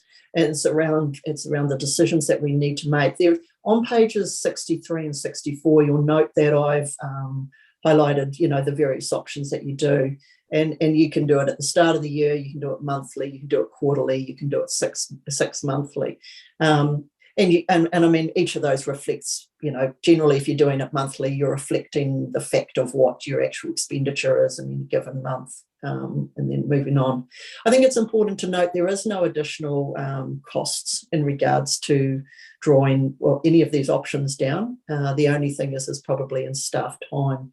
And I think the other thing that's really important is the cash flow side of this process going forward, because we have to significantly improve how we monitor our cash flow situation. In order to reflect a lot more readily what our actual needs were. And I take, for example, last year when I borrowed $20 million on the basis of estimating what our capital works programs and everything would be, and actually due to other circumstances such as getting money from MB earlier than expected and getting some other external funds and increased forestry returns, I actually only needed about 3. So, I think we've got to be reasonably adaptive and conservative, I think would probably be my word, because we can go out, and Lgfa are putting bonds out on a regular basis. So we can definitely, if we look at it and we think actually there's a great level of risk or there's a great level of uncertainty in regards to the cash flow needs, then we potentially just delay what our borrowing needs are, so that we can make sure. Because the other side to this, of course, is that currently under our investment policy, any monies that we do borrow can only be used in those short-term markets, in our bank markets. So we'll only be earning low interest rates, although the rates are increasing, as we are well aware. So potentially it would exceed probably that 3.9 that we're currently borrowing at. But yeah, I probably don't want to get too much into that side of it. So at this stage, like I said, those are the advantages and the disadvantages. What I'm suggesting is probably just doing it twice a year from an efficiency point of view. But I think I am also pretty reticent in the fact that it'll probably need to be done maybe a wee bit more regularly, reviewing it, just to get our cash flow monitoring up to where it needs to be going forward. But anyway, I'll stop there, stop talking, and ask you for any comments or questions at this point. And if the chair has any comments that he'd like to raise perhaps before that. No, look, I don't thank you, but this is just really about the management, and I think you're effectively saying this will require time for us to devote to it, and we need to be smarter at it, if I can use that word. It sounds slightly bad, but let's not worry about that. Are you seeking from us, I think you are, direct approval under paragraph 32 to adopt the sort of 6-monthly approach to the market? Yes, at this stage I have. So I'm going to say, do we need to approve that, or is it more a case of noting? No, it was just something I from an put in there. operational No, you perspective. don't. Yeah. It was just sort of just an acknowledgement. Now, whether you actually say, actually, Anne, you should be probably a bit more adaptive, given you've just acknowledged that there's some cash flow processes that you need to put in place. So that would be fine, but I just put something there just so that you're aware of it. Look, members, my preference would be that we leave this more open. I mean, I think what I'd be expecting, Anne, is that effectively as management you would develop and you would record your debt management practice under this policy, and I'm comfortable at the moment if it seems like it should be 6 monthly. But then there could be good arguments for being, for instance, quarterly, because at the current dynamic moment of the environment, you might want to think about it being quarterly. So I don't know if I want to endorse you doing this at a particular point at this stage, but rather to know that you are developing your transaction steps under the Treasury Management Policy, and these are the practices. Because I do agree that somewhere down the track, I would want to probably suggest that as a committee we may want Deloitte to look at that and check that the approach that you're doing meets good Treasury management practice, rather than us sitting here saying, well, on the 1st of June you can do this, and on the 1st of January, because I think that's not directly the way to do it. Does that make sense? Yes, absolutely. Got no issues with that whatsoever. Yeah. I'd certainly like to endorse those comments as well, Mr. Chairman, and your suggestion of being on a quarterly basis, I think has got huge merit. It keeps the committee fully informed and appraised of where it's at. And of course, the unknown certainty is what's happening external to us. So that doesn't happen on a 6-monthly basis. That could happen daily or weekly or quarterly. So I think it's important that we are updated regularly, and the option of engaging Deloitte on certain occasions, I think, has merit as well. Not having any discredit to Anne or her team, but it's certainly a worthwhile exercise, I would think. No, absolutely agree, and that's definitely something our advisors also going to be helping my team with, is that treasury function. So it just supports in with that, and we want that comfort just as much as the committee does. So no, absolutely supportive of that. So we will be reviewing our internal audit program again for the next 3 years, because this is potentially the last year. So I can definitely highlight that as one of the top topics to put in there. Excellent. That's great. No, it's not a problem. Okay, so let's go on. There's no other questions, is there, from anyone? No. Okay, cool. We'll go on. At what rates will we be borrowing? So just let me go down to that one. So what have I got here? What rates? So the rates, of course, vary depending on the term and whether you're doing fixed or floating. As I said before, we've been borrowing the 16.4, something like that, 16.8 million over in January. December we did it. So we got 8.4 till 35 at 3.49%, at 3.45%. Sorry, there is actually a typo in there. The smaller rate should be the 35, and the 36 was at 3.49%. Okay. There is one other aspect, I guess, to this, which I have highlighted and we've talked about before, is that we are able to get better borrowing rates if we were to obtain a credit rating. Now, there's a cost. There's a cost up front to obtain that rating, and there's an ongoing cost to maintaining it. What I've talked to people, it sort of varies, but majority say that we need at least $50 million worth of borrowings to break even on it. We do have, of course, one issue with it, that given that we've already done some borrowings now, then they're already locked in, so we can't get those. And it's, I think, 0.1% every time you drop down a rating of like AAA to the AA or something like that. But that's just something that council may consider if you want to direct me to actually go ahead and further progress that and come back to you on a paper with it. So, Ian, could I just come in there?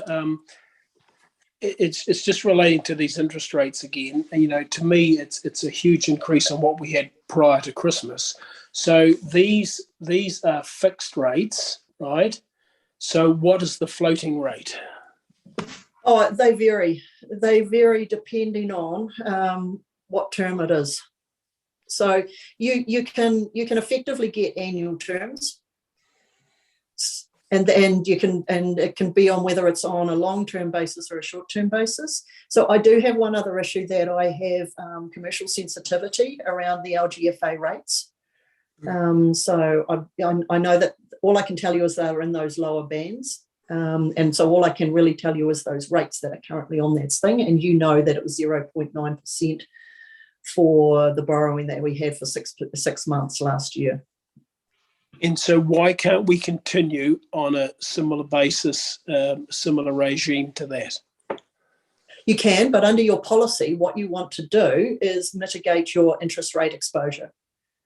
And so your policy is saying that you need to have a mixture of floating and fixed rates. So if you jump down at this point, because it's a good place to jump, is probably down to page 66, you will see there that to comply with our policy and to mitigate some of that risk exposure, this is what they proposed.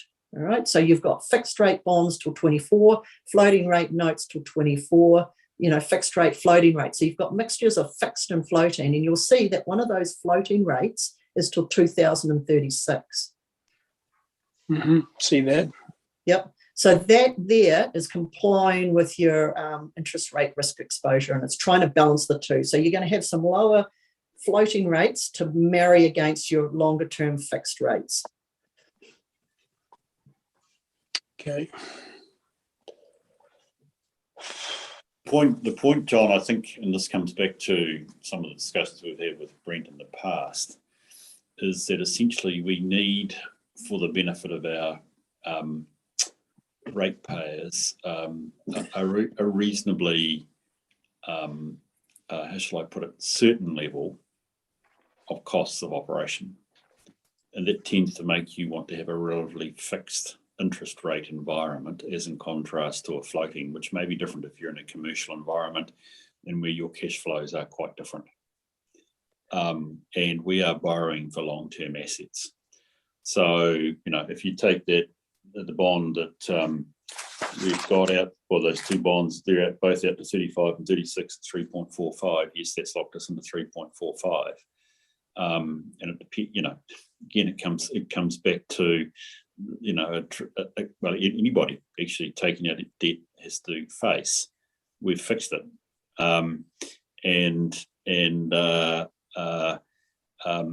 it will depend which way rates go, but everything at this stage say rates are going up. So we've got probably that balance, which I think is what we've agreed under the policy, and that balance of trying to have a relatively secure position for ourselves, our ratepayers, as in contrast to being taking potentially all the gains at the moment if floating is cheaper, but recognising that at this stage floating could well go up as well.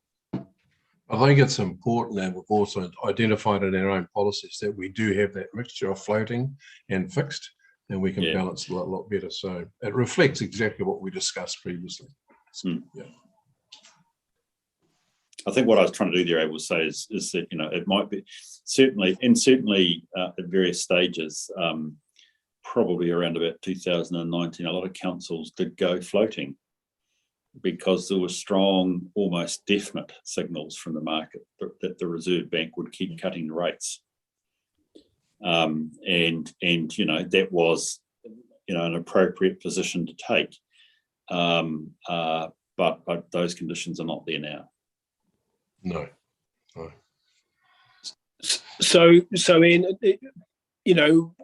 one of the reasons we went with the Lgfa was to get, I believe, substantially lower rates than what the bank would offer us. But now that margin, to my mind at least, seems to be narrowing considerably. So if we went to the bank, what sort of rates do you think they'd be offering or would be charged? Sorry. So there's two things. One, we could never get a term that long. You're looking, I think, about 18 months is pretty much the length of the term that you would get from them.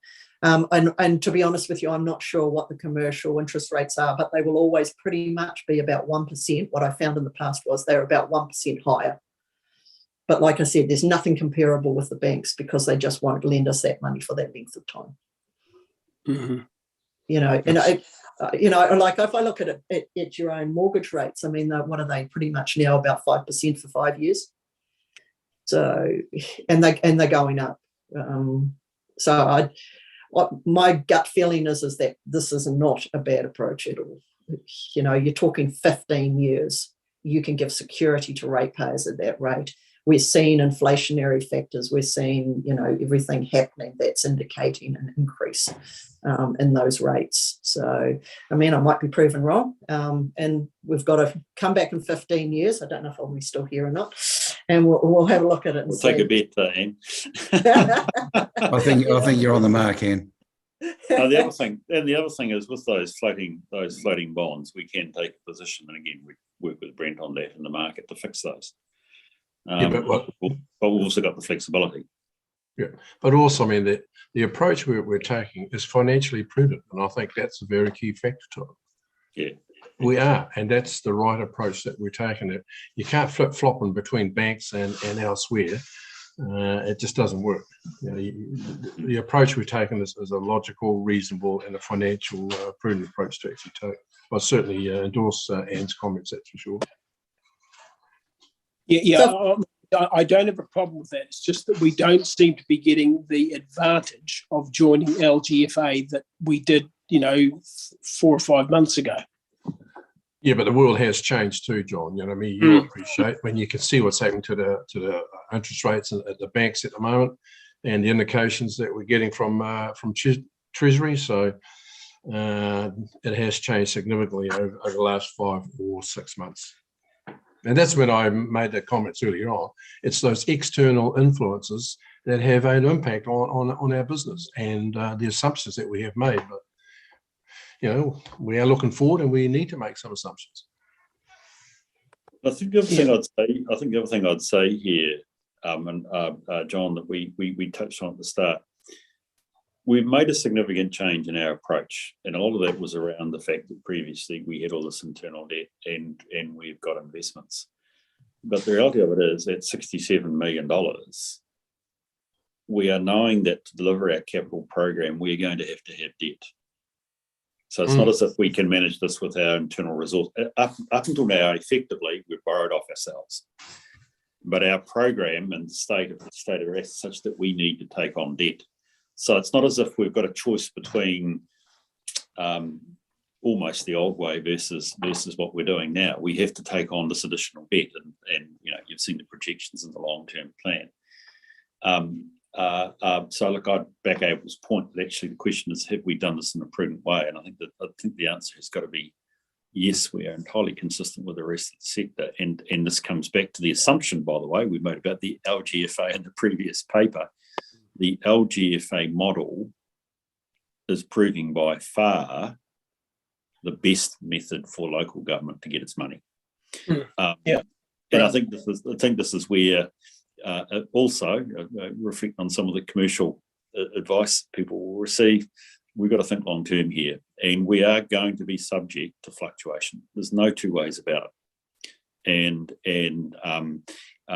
But as Anne is trying to outline to us, we have got the benefit of the Lgfa to take long-term positions, which give us the best chance to protect ourselves and also meet our community's aspirations. No, all good. Anne, we keep going, please. Yeah, thanks, John. so, good questions, mate. We need to have these. That's good. It's very good. Yeah. I like yin and yang. It just makes sure that what we're proposing here is the best for what we need to be doing. So I guess the next component that we need to look at, and we've probably delved into it a little bit, is that over what term do we borrow? And there is definitely that aspect of making sure that we comply with our policy. But there's a couple of other things that's just in there. There's that 3 waters to the new entity that I noted right at the start of this.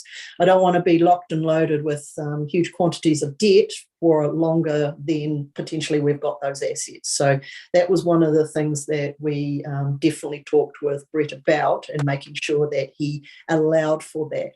And you'll see that on page 65, we've done a wee table there just to give you a snapshot at the 30th of June of how our internal loans were made up, and the break between 3 waters loans and other activities loans. And you'll see there that 65% of our $52 million worth of internal loans are related to 3 waters, and 35% is our other activities. Okay, so that sort of sets the scene. And then you'll see that we've just tried to expand that out, because of course, we're quite an unusual council by all accounts, in that we have tracked all our loans against the capital projects to which they were borrowed.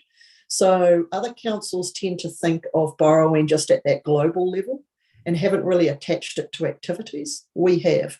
And so you'll see there that those internal loans, that we've actually got the portfolio of how many years they're remaining, and where they sort of fit. So we're looking at like $30 million for our other activities over those periods, and our Three Waters borrowings are sitting at 36, 44, 51, 57, 66.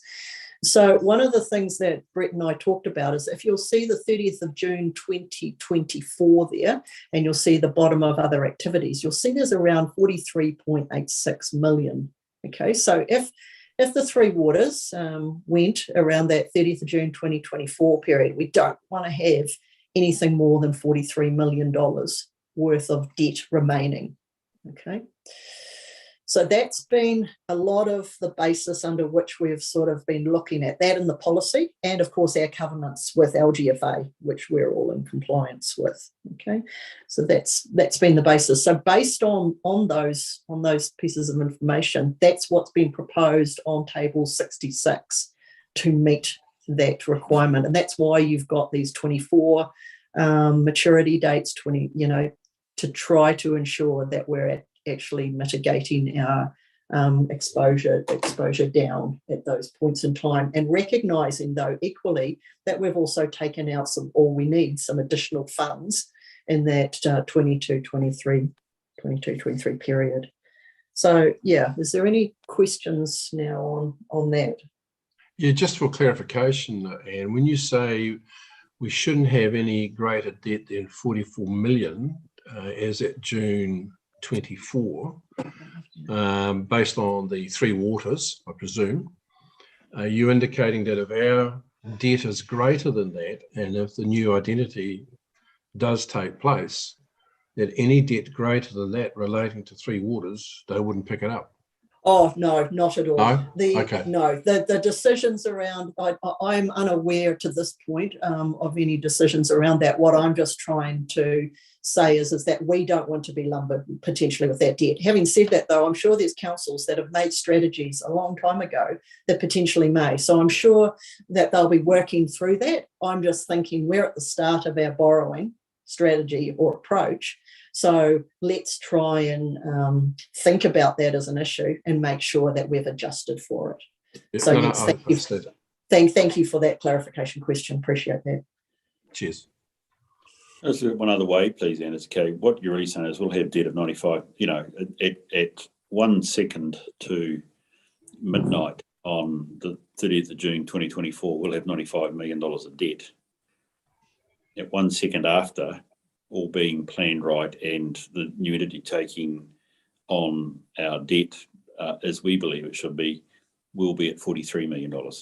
Yeah, that's the way we're trying to approach it. Yeah. And you're also trying to think then about, from implementing a debt management policy, what's the best way to structure and meet that $51 million, so that we aren't locked into any particular arrangement that we don't want to be if we're going to give the money away. Well, give, wrong word. We're not doing that, Bruce. No. Well, it's where it comes back to modelling, Abel. Looks good to get rid of 51 million. We don't have the asset, we don't have the income. What does that mean for our ability to service our debt going forward, given its revenue accounts? So there's a bit of a thing to do there. Yeah. And hey, look, like I said, this is just, it's like the LTP. This is the proposal of where we're looking to be, but depending on what actually happens, it's going to change. But we're trying to keep those percentages in compliance with our policy, considering our Three Waters all the time. Brilliant. Thank you. Okay, so I guess then I just go on to the next part. We've already talked about the interest rate on borrowing, so that was done as part of the assumptions paper. And the interest rate that we arrived at, that 3%, is just reflective of that strategy above, with the interest rates that were applicable at that time. Not to say that they wouldn't be altering. Other short-term borrowings, I think that's just another thing to highlight, that if we do require, I don't expect to, but if we do require other short-term borrowings, that'll be potentially over and above. That's just for meeting our operational needs, but I don't expect that to happen at this stage. The only other point that I identified just writing this paper was that currently in our liability policy, there is a delegation that Council has given us to a maximum daily transaction amount that we can enter into. And I have a 5 million and the CEO has 10 million. There's potential that if we go to implement it, and I'm thinking particularly around the when we agree on our funding or our fund manager, and we go to borrow at that stage, we may exceed that limit. So it was just you guys endorsing that limit just be extended as long as we stick within this plan here. I mean, I can tackle it because I can do it on consecutive days, but I just thought while I was doing the report, it was just an efficiency approach. Tell us how you do it. Yeah. Chairman, come on. But you just wouldn't. Yeah, I'd rather be honest about that stuff. So now I don't think there's anything. Oh yeah, and like I said, the only other part is our funding approach, which we're currently working on now, and that potentially coming back up to discuss with you the approach and the considerations, and just working through that investment policy again and refreshing you on it. And if you've got any questions in regards to it, you're just doing that in the February meeting.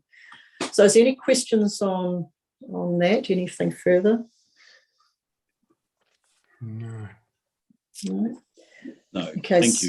Thank you for that. I think we this idea about the ability for you and Cameron in terms of authorised transactions on a daily basis. I think we need to get this so that it's useful, but that's where I want to come back and know what is the transaction system to enable the transactions to be made in the market, and how do we have a level of assurance, internal assurance, somewhere further down the track that the rules by which you are able to manage the debt are actually being followed, because it's very difficult for us to look at that we're not going to look at it on a daily basis. We need to have that internal assurance. Confusingly given to us probably by external auditors, that is going fine. So I'm comfortable if you want to come back and recommend a different level of authorisation for transactions to enable you to carry it out. And there's quite a long paper. I just wonder if perhaps the best way we do it is if I was just to step through the proposed resolution, and we can use it as just to check what we've heard and does it fit with the discussions we've actually had. Then I'll move it and I'll call for a second, and we can discuss it further. Could I ask a question first, please, Mr. Chairman? Yes, sure, Paul. On page 64 in the graph, if you call it that, there regarding the borrowing timing option, in the bottom right-hand box, it says the full funds may not be required in part or in full, resulting in additional interest costs being incurred. So is that like a penalty type interest rate or what? No. What I'm trying to say there is that if we don't need the funds, then effectively we're paying interest on funds we don't need. Yeah, right.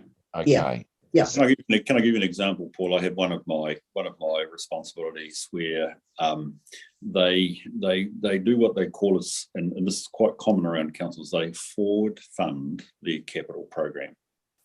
So if we know we've got and let's make it simple, $100 million capital works program, they'll go out on the 1st of July and borrow $100 million. Now, they don't need that to pay bills on day two.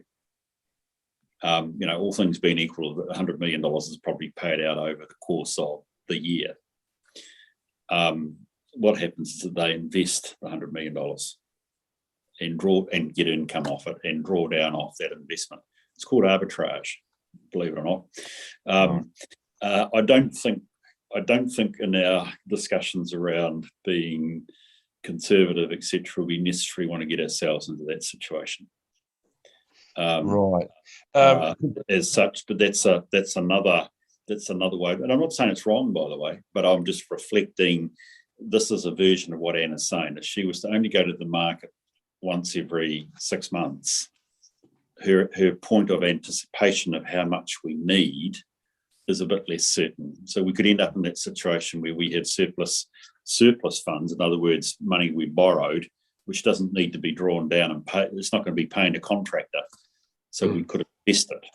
But we also, of course, it's what we gain is only the difference between the what we earn off the investment versus what we're going to pay in interest, because it's actually borrowed money. Right. And is this a simplistic question, but could that extra funding not be used to pay off some of the floating rate debt instead? Would that be a better option, or is it not? For some reason, I don't know. Oh, well, it does. Sorry, the bottom line is that arbitrage is all about trying to make use of the time value of money. And if you can make more money by way of investing it versus what it's costing you to have that money from the Lgfa, it will give rise to a surplus. The difference being what you can invest money for versus what you have to pay to have that money. But I think there's almost an ethical question here, which many councils talk about, is actually, but we're not in that game for our ratepayers. It has a level of risk to it. We're probably, as a council, and I think this is what Anne's trying to reflect to us, keen to match more closely what we draw down with what we know we will have to pay out. I think that's the point that perhaps you're trying to make, Anne. So the point is, if she goes to the market every 6 months, we will have, because it's a guess, probably surpluses floating around, and we'll have to invest it and try and make the best money we can off it. I think that's the point you're making, Anne. Yes, but I think I'm limited equally under my investment policy right now, which is basically saying cash taken out for projects, it should only be invested in short terms. Yeah. So that's really only, so I'm limited to my banks, and so potentially I may not get the returns that you won't be able to. Well, but I mean, there goes the point I'm saying about actually we aren't in the game of borrowing to invest. And that's what we've said in our policy. Yeah. Otherwise, you're then starting to look at investments which are riskier, which therefore means more risk. So if you're taking the message out of that, is it we're far better to do it quarterly than 6 monthly and have a much closer? Well, I think that was the point that Abel and I were discussing with Anne before Paul, that actually the environment's different. And I think at the moment, as we as a council upgrade our approach and learn, I think we have to give Anne a wee bit of flexibility to think through what is the best way in terms of that regularity of going to the market. So my bones tell me quarterly at the moment seems a bit more flexible. Clearly it is. But it's something which I'm saying I'm not certain we have to be prescriptive over at this point as she develops the process and procedures, which we'd then like to probably at some point down the track have confirmed as being the right ones. Okay, thanks. Good question, mate. Any other questions before we go to the resolutions? Okay. And I think it is a true reflection, this is definitely a step up in the way that we are undertaking our financials. To date, I've been fortunate enough to incur expenditure, have money there and pay it. But now I'm managing a multitude of other factors that really are going to result in step changes in processes and procedures that we undertake. So, yeah. Yeah, appreciate that, Anne. It's certainly a new space. So, good work. Yeah, it is. And just as an aside to that, definitely one of the things that I've also been working with Brett on is our reporting, because underneath our policies, and the chairman, I'm sure, would be coming to this at some point in time, but that we need to make sure that our reporting back to the committee is regular. So that'll be a quarterly report, basically ensuring that we've got compliance with our policies and stuff like that. So we're very fortunate that PwC have developed basically a portal where you can put in your financial information, and it's starting to spit out a lot of graphics. What I'm just trying to work through is there's lots of graphics. So we're just trying to work through now what they all mean to make sure that I can relay them correctly, as much as making sure that they're relevant and they aren't too many of them to overpower us. And we need to work through that. Paul, if you go to page, or members, if you go to page 68, one of the many things you'll be very familiar with is banking covenants, or what is also called prudential limits. And these are the core prudential limits or covenants that we have around our borrowing. Okay, so these are our maximum limits. This is what I'd expect, and will be, and from my memory, and certainly from having looked at the reporting elsewhere that PW provide their client base, this is the sort of stuff that we will, amongst other things, need to be aware of and have reported to us on a quarterly basis and you produce your quarterly account. We'll want to see actually, are we within these limits, and see where we're at. Okay, so I'd expect to see those quarterly. Rightio. So if I go to page 60, we received the report. That seems straightforward. We're going to determine that we have met this under the Act.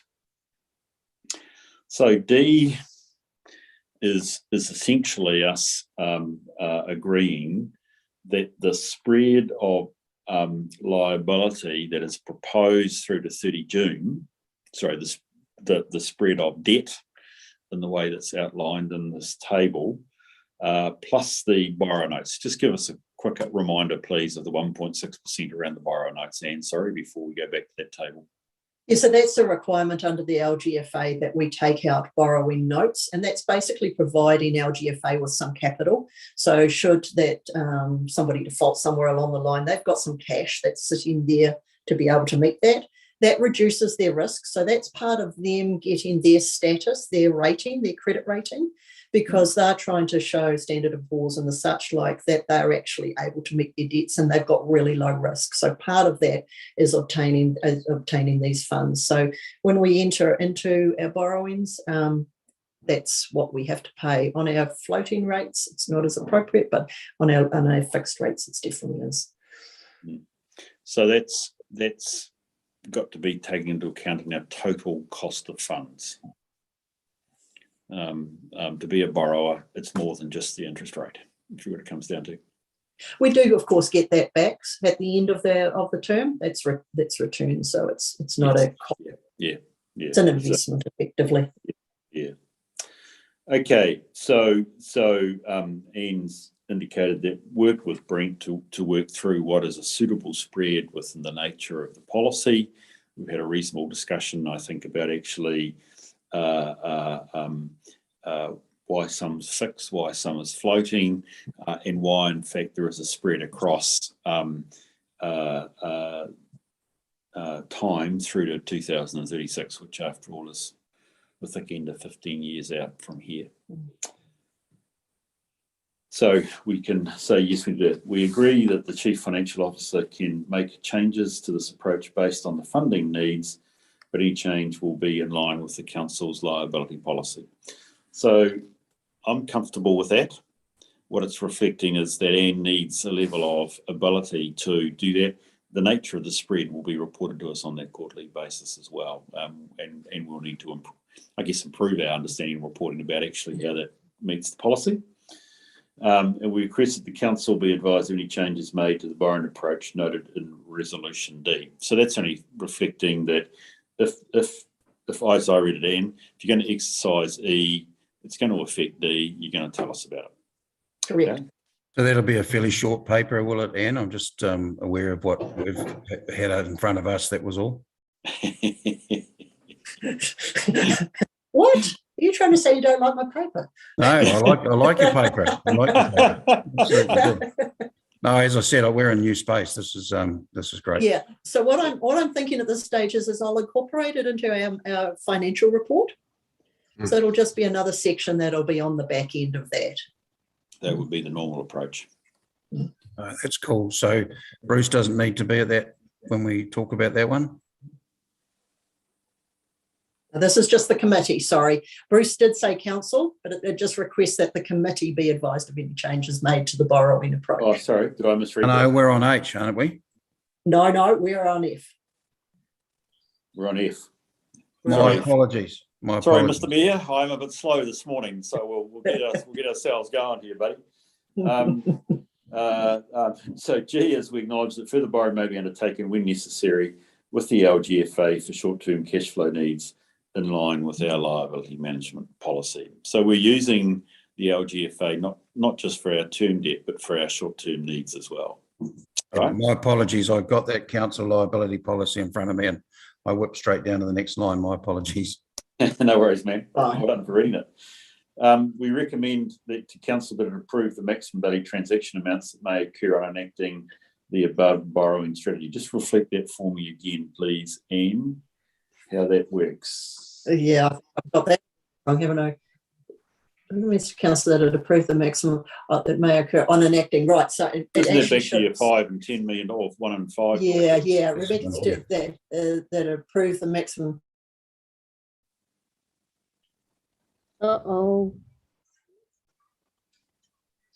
That's how I understand it, Mr. Chairman, was that 5 and 10 million. Yeah, right now I'm only got, so if I was to go out and need to borrow that 41 million of reserves, once you've agreed to your funding manager, then what I would effectively need to do would be to borrow 41 million. That's over and above the $10 million. So suddenly the maximum limit would be increased. No, I get that. I'm just wondering how the paper will look going to council. That was all. That was the only thing, but we can talk offline about that. Oh, okay. Yep, sure. So what are you actually asking under H? Yeah, just, sorry. You're asking that we approve, we recommend. So basically all I was doing was looking to 41 million now.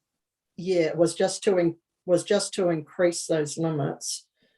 Was just to allow that if because of the borrowing above occurred, was just to approve that as a one-off transaction. Okay. Well, I think we should be a bit so. more So if on any day in enacting the above resolution occurred that that it went above the limit, that was okay. That I was delegated to do that. Recommends to council that it approve the maximum. That it improve the. And I'm just thinking, improve any increase. Yes, I think we need to talk about an increase. Any needed increase. Yes. In the maximum value transaction. Yeah. To affect the above borrowing strategy. Yeah. And that's to approve who? You or Cameron or both? We can just do to Cameron, that's fine. Okay. He can take it all. He's got broad shoulders. Okay. So to approve that it approve the chief executive. Yeah, that'll be fine. That would be better as well. Yeah. Yep. Any needed increase in the maximum value transaction amounts that may occur to affect the above borrowing strategy. The commencement, because I mean we've got to actually work through going forward what may or may not happen with new drawdowns or whatever. We're really saying this is limited to getting the $67 million up. Yes, correct. Yes, this is yes. So it needs to be time bound to. Well, that's why I said the above borrowing strategy, because that was the limiting factor. Okay, fair enough. Good, so I can live with that. So where are we? Fiona, have you got that? Recommends to council that it approve the chief executive. Whoops, just one moment, please. Recommends to council that it approve the chief executive the authority. Sorry, recommends to council that it gives the chief executive the authority for any needed increase in the maximum value transaction amounts needed to give effect to the above borrowing strategy. Yep. That's right. Yep, that makes sense. Thank you. It makes sense. Good. It makes sense. This is about as picky as you can get, but I'm wondering if the word necessary might be better than needed. Yep, happy with that, Paul. Thank you. Any necessary? I'll probably look at Cameron. Are you comfortable with this, mate, or you need clarity on what you're trying to do? Thank you, Mr. Chair. No, I'm entirely comfortable that this is a permission to kick us off, exceed the limits in the policy for this one-off to get going with the 67 if that's necessary, but not on an ongoing basis. And I'd like to convey that I would not be comfortable in extending that on an ongoing basis at this stage. I don't want us to have, more importantly, I don't want the committee to get into a situation where we're in effect legislating some sort of workaround when we know what it is we're trying to achieve. So no, I'm entirely comfortable with this one-off. Thank you. Good. Acknowledges the use of short-term debt to fund liabilities of the Three Waters activities until the date of transfer to the new Three Waters entity. Yep, I think that's fine. Borrow the assessed annual funding requirement in 2 installments. So this is where I think we have, do we need to have this now at this stage? Well, yeah, I'm just wondering if you just remove it entirely. I think we can remove it. That's I think fine. perhaps behind it, we need to perhaps better formalise up what we're expecting out of you, but I'm thinking here about actually you developing your practice with us having some form ability to be able to use our intelligence to understand the practice is right in terms of the ongoing delivery that would be reasonably standard. So I think we can I don't think we're at risk removing that, but we need to work on I agree. do something. Yep. Jay's going, Mr. Chair. Yes. So the new J is the old K. Yep. Request staff further investigate the option of obtaining a credit rating. So is it something that council wants or the committee wants me to do? The answer is from me, yes, but I just want to reflect wide so that the committee, the credit rating is actually an institution, Standard & Poor's, Fitch's, whatever. Standard & Poor's are probably the ones that have got the majority of the market because it's a service, but it's a service that is understood by lenders. And if we have a suitable rating, it enables us to generally get what might be known as a click, perhaps 0.1, I think you said, Anne, slightly reduced interest rates on our debt. And I think you've said in the paper, if we're going above $50 million, it's certainly worth it. Now, it becomes a question, doesn't there, Anne? What are we after Three Waters reform, and will we ever strike that $30 million? Well, I'd expect you to be looking to reflect that in a paper here about whether, in fact, it warrants us doing it, because while at the moment we're definitely going above that mark, you may want to start reflecting, well, actually, what's the likelihood of going further, and do we or don't we need to go to the annual cost of around about $50,000 to have a Standard & Poor's rating? Again, this goes back to this idea, what is our cost of funds? And if we have a rating, we should be taking that account of that cost into the total cost of the funds that we borrow. Okay, so I'm going to recommend, given I'm the proposer of this motion, that we ask Anne to pursue this further. So essentially, we've amended G, so it's a one-off, and Cameron's fully acknowledged that. We've got rid of the existing J so that the old original K now moves up a slot to the J. I think that gives us a strong sense of where things are at the moment, and is right. I have tried to turn my mind to, are there any other things that we should be resolving? I don't have any. Members, well, let me put the motion and see if I've got a seconder. Happy to second it, mate. Sable, is there any discussion on the motion? And by that, is there anything else that people want to add into this that should be here at this stage? I think it's the right step to go forward. I mean, I think we're going to have to and expect to walk hand in hand with you on this one, Anne, as you have for us over the course of the last year. This gives us a first start. I know you'll be back to us if there's something that we need to fix up going forward. So look, can I put these motions as we've got them? And I think, Fiona, you've got them all down now captured correctly. All those in favour, please say aye. Aye. Aye. Those against? Carried. Brilliant. Thank you very much. And again, as I said, you responded to the request. I know you probably had to bring this paper anyway, given the need under our policy to do so, but actually appreciate it, and it's substantive. And members, thank you very much for engaging in this so carefully over all three papers. I think that says you actually have earned a well-due break. It's 11:15 at the moment. Can I suggest, just looking at the papers, could we take a quarter of an hour break? Can we reconvene at 11:30 with a view that we'll shoot straight through with that view of a sort of a 12:30ish finish, if that suits everybody. Yep, correct. That's good.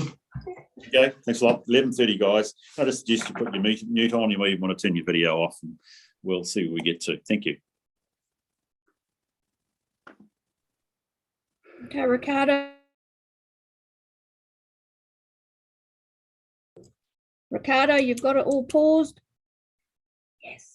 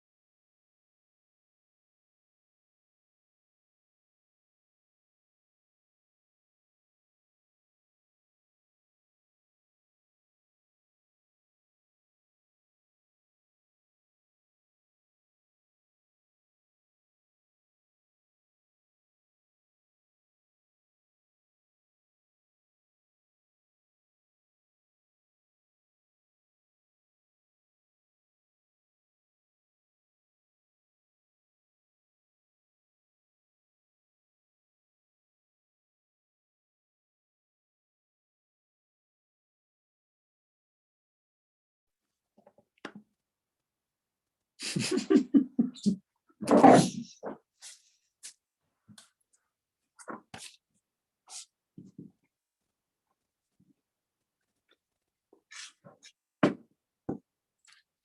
at home, are you, Anne? Sorry. Are you at home? Yes. Yep. Oh, good. Oh, thank you for that. Yes, we are in, what's the word, separation here, but Fiona still rising with coffee, which is superb. So it's wonderful. Picking up time, 11:30. Have we got, if other members want to show us? Julie, Paul, Don, John, just to make certain we got you all. Friend, nice wave from you there. Good to see you, friend. Rob's there, good. Gary, of course, Gary. Our mayor, got to have our mayor here. Thanks, man. Are you in Gaston or is that Riverton? Riverton.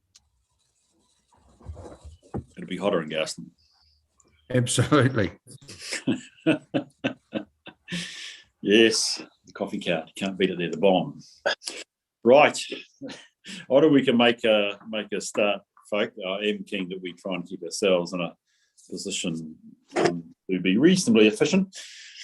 Terry must be there somewhere. Good luck. Terry, are you? To speak to the health and safety update, or are you doing that, Nick? No, Terry's on board there somewhere, Mr. Chair. Brilliant. Oh, no, that's Fiona. Terry's there. There she is. G'day, Terry. I can't see you for some reason on my screen. Hi there. Oh, g'day, Terry. I can see you now. That's great. Wonderful. Well, look, thank you. This great merit. Somebody in the system brought a paper forward rather than taking it back. That's impressive. So, look, I do appreciate again the chance to look at this serious matter, and I recognise that actually once you've presented your open paper, we'll move into public excluded to consider a couple of matters. So that's fine. So, Terry, if I leave you in hands, please take it forward. Thank you. It was important I kept this paper on time, so it lined up with our services and assets report as well. I'll first and foremost take our report as read, and then I'll just speak to a couple of things in that report. First up is our event reporting. You'll see on the dashboard a change on the left with our safety observations. So our safety observations is included in our event reporting numbers. There are a high number of safety observations. They're a mix of our employees reporting what is and isn't safe alongside safe practice, unsafe practice. We also use this reporting function to add to our COVID-19 risk management for our employees. They log their personal health checks and their pre-site visit checks before they head out in the field.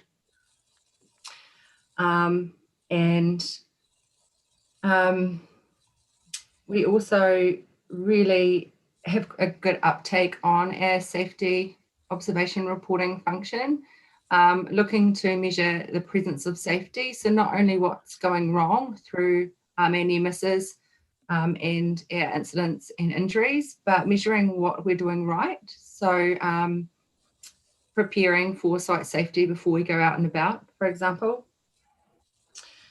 So that's a bit more about our safety observations. You'll see them tracking quite high, especially while we're in red, because our people will use it more when they're heading out and about in the field and recording their visits to sites and contractors and things like that. And then it'll track back down and stabilise once we head back down through the traffic light settings. We also continue to adjust our COVID-19 response as our situation develops and support our employees through those changes. Has anyone got any questions on the dashboard or anything like that they'd like to ask me? Thank you, Terry. So the dashboard, I think we had this for the last meeting as well, which is good. It was starting to get us that broad overview sense of what was happening in the organisation. So as Terry said, members, if we got questions for Terry, please. Through you, Mr. Chair, just a clarification really. Within the summary section of the report there, it indicates that there was an injury with automatic doors at Te Anau Library. My understanding is that's quite some time ago. How long, and if I'm correct, that is, of course, how long do we keep raising that particular issue, or when do they start dropping off as being a incident? Thank you. This is a December reporting dashboard. At the time the report was due in, it was too early because January hadn't finished. So this event happened in December. So that's the reason it's on that dashboard. So it'll be off the summary for our next report, January, February, because it'll be replaced with the incidents from that month. Okay, no, I appreciate that now, because so that'll be also related to all the other comments too. That's all about December. And yeah, okay, that makes sense. Thank you. Let me just check, because Ethel's got a point here. Just take as there are two panels that I think are quite important in this, perhaps in this sense, which is the actions by month, time to complete, as well as active complete. Just refresh my memory as to what they are, and do they actually address Abel's questions around addressing issues that have arisen from events? Absolutely. So actions by month, time to complete. So every incident or event that's lodged, health and safety related, is followed up with corrective actions. So actions that we need to undertake to prevent it from happening again. And some actions take longer than others to complete. So at the top of that actions by month, time to complete, we get green for go if we do it within 10 days. And then it moves to 10 to 20 days. So those actions you see there have taken that long to complete. And then we have at 20 days. So in an ideal world, we'd have all our actions completed and it would all be green. However, some actions are more comprehensive and take longer. Some get budgeted for the following financial year if they're not high risk corrective actions. And things like that. So it's really to see, I think if the committee was seeing a lot of orange and red and not a lot of green, there'd need to be questions asked as to why those corrective actions weren't being completed in an acceptable time frame. And then our actions by month, active and complete, that shows what's been logged that month and completed within that month. And so again, if we see red, at the moment it's looking pretty good because there's no red there, but if we're seeing red and orange rather than the green, again, that's a cause for concern because we're not achieving our corrective actions, and that's pretty serious. So there is an increase in the, I know we're talking single digit numbers here, Terry, but there is an increase in time to complete under the actions by month in December.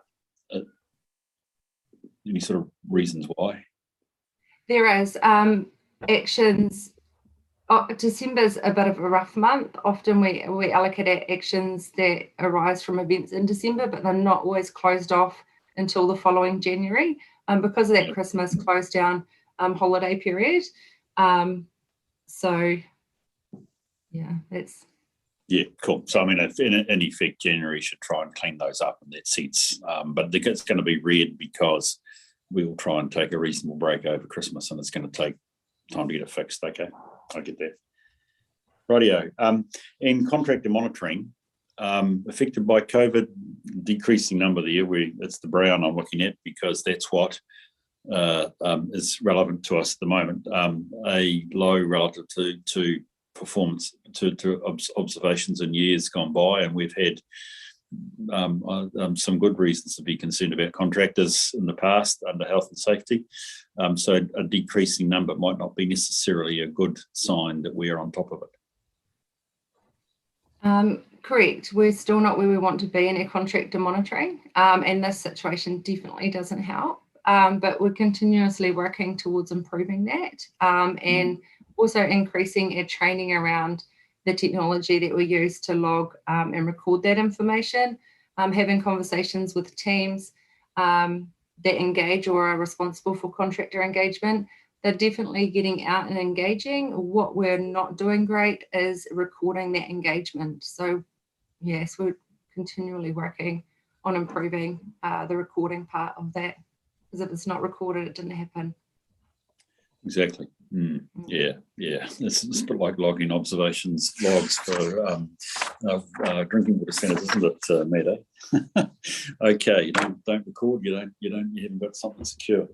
Okay, that's interesting, isn't it? So what you're really reflecting is the Brown is understating the amount of work we do observing or being observing or auditing our contractors. Yes, absolutely. We've also developed some targeted training around our recording and the tools that we use. So we've got a training schedule January, February, March, and we'll renew that and keep that going throughout the year too, just to make sure that our people feel confident in using those tools. And that's not a barrier to making those records. Right. Okay, members, are there any other questions you've got for Terry at this stage? Okay, thank you. Let's move to the recommendations, please. We received the report, and essentially that's it, because B and C was saying we've met it. Terry, do again appreciate it, and I'll move it. Do I have a seconder, please? Thank you, Julie. Appreciate that. So we hand up first. So look, I just want to say, Terry, I do want us to, I'd be very keen it doesn't have to be large in your written part of your report, to give us some sense next time round how the training, the education, well, firstly it's been given, and B, I'd be very keen to see that we're going to start to see, improvement is perhaps it may be too dark. What I'm trying to say is that we're going to, the numbers will look better as we go forward. It does actually mean, that we will get recorded. We will see these things going right. I'm very keen that we have that expectation that we can see improvement. So to perhaps just reflect that if you take the contractor one, for instance, that in fact you have done that training in these next couple of months, and relate it then to what results we see through the graphs, which becomes really important. I mean, it probably might even come into the summary, which I've found very helpful on the right-hand side of the document. And equally, it's helpful, but we'll be keen to see that the greens appear in those actions as they come. So that's good. Right, with that, any other discussion on the motion? Being none, I'll move the motion, please. All those in favour, please say aye. Aye. Aye. Those against, it's carried. Thank you very much. Just so that we don't go away, Terry, we can deal with the next item. On page 99 of your agendas,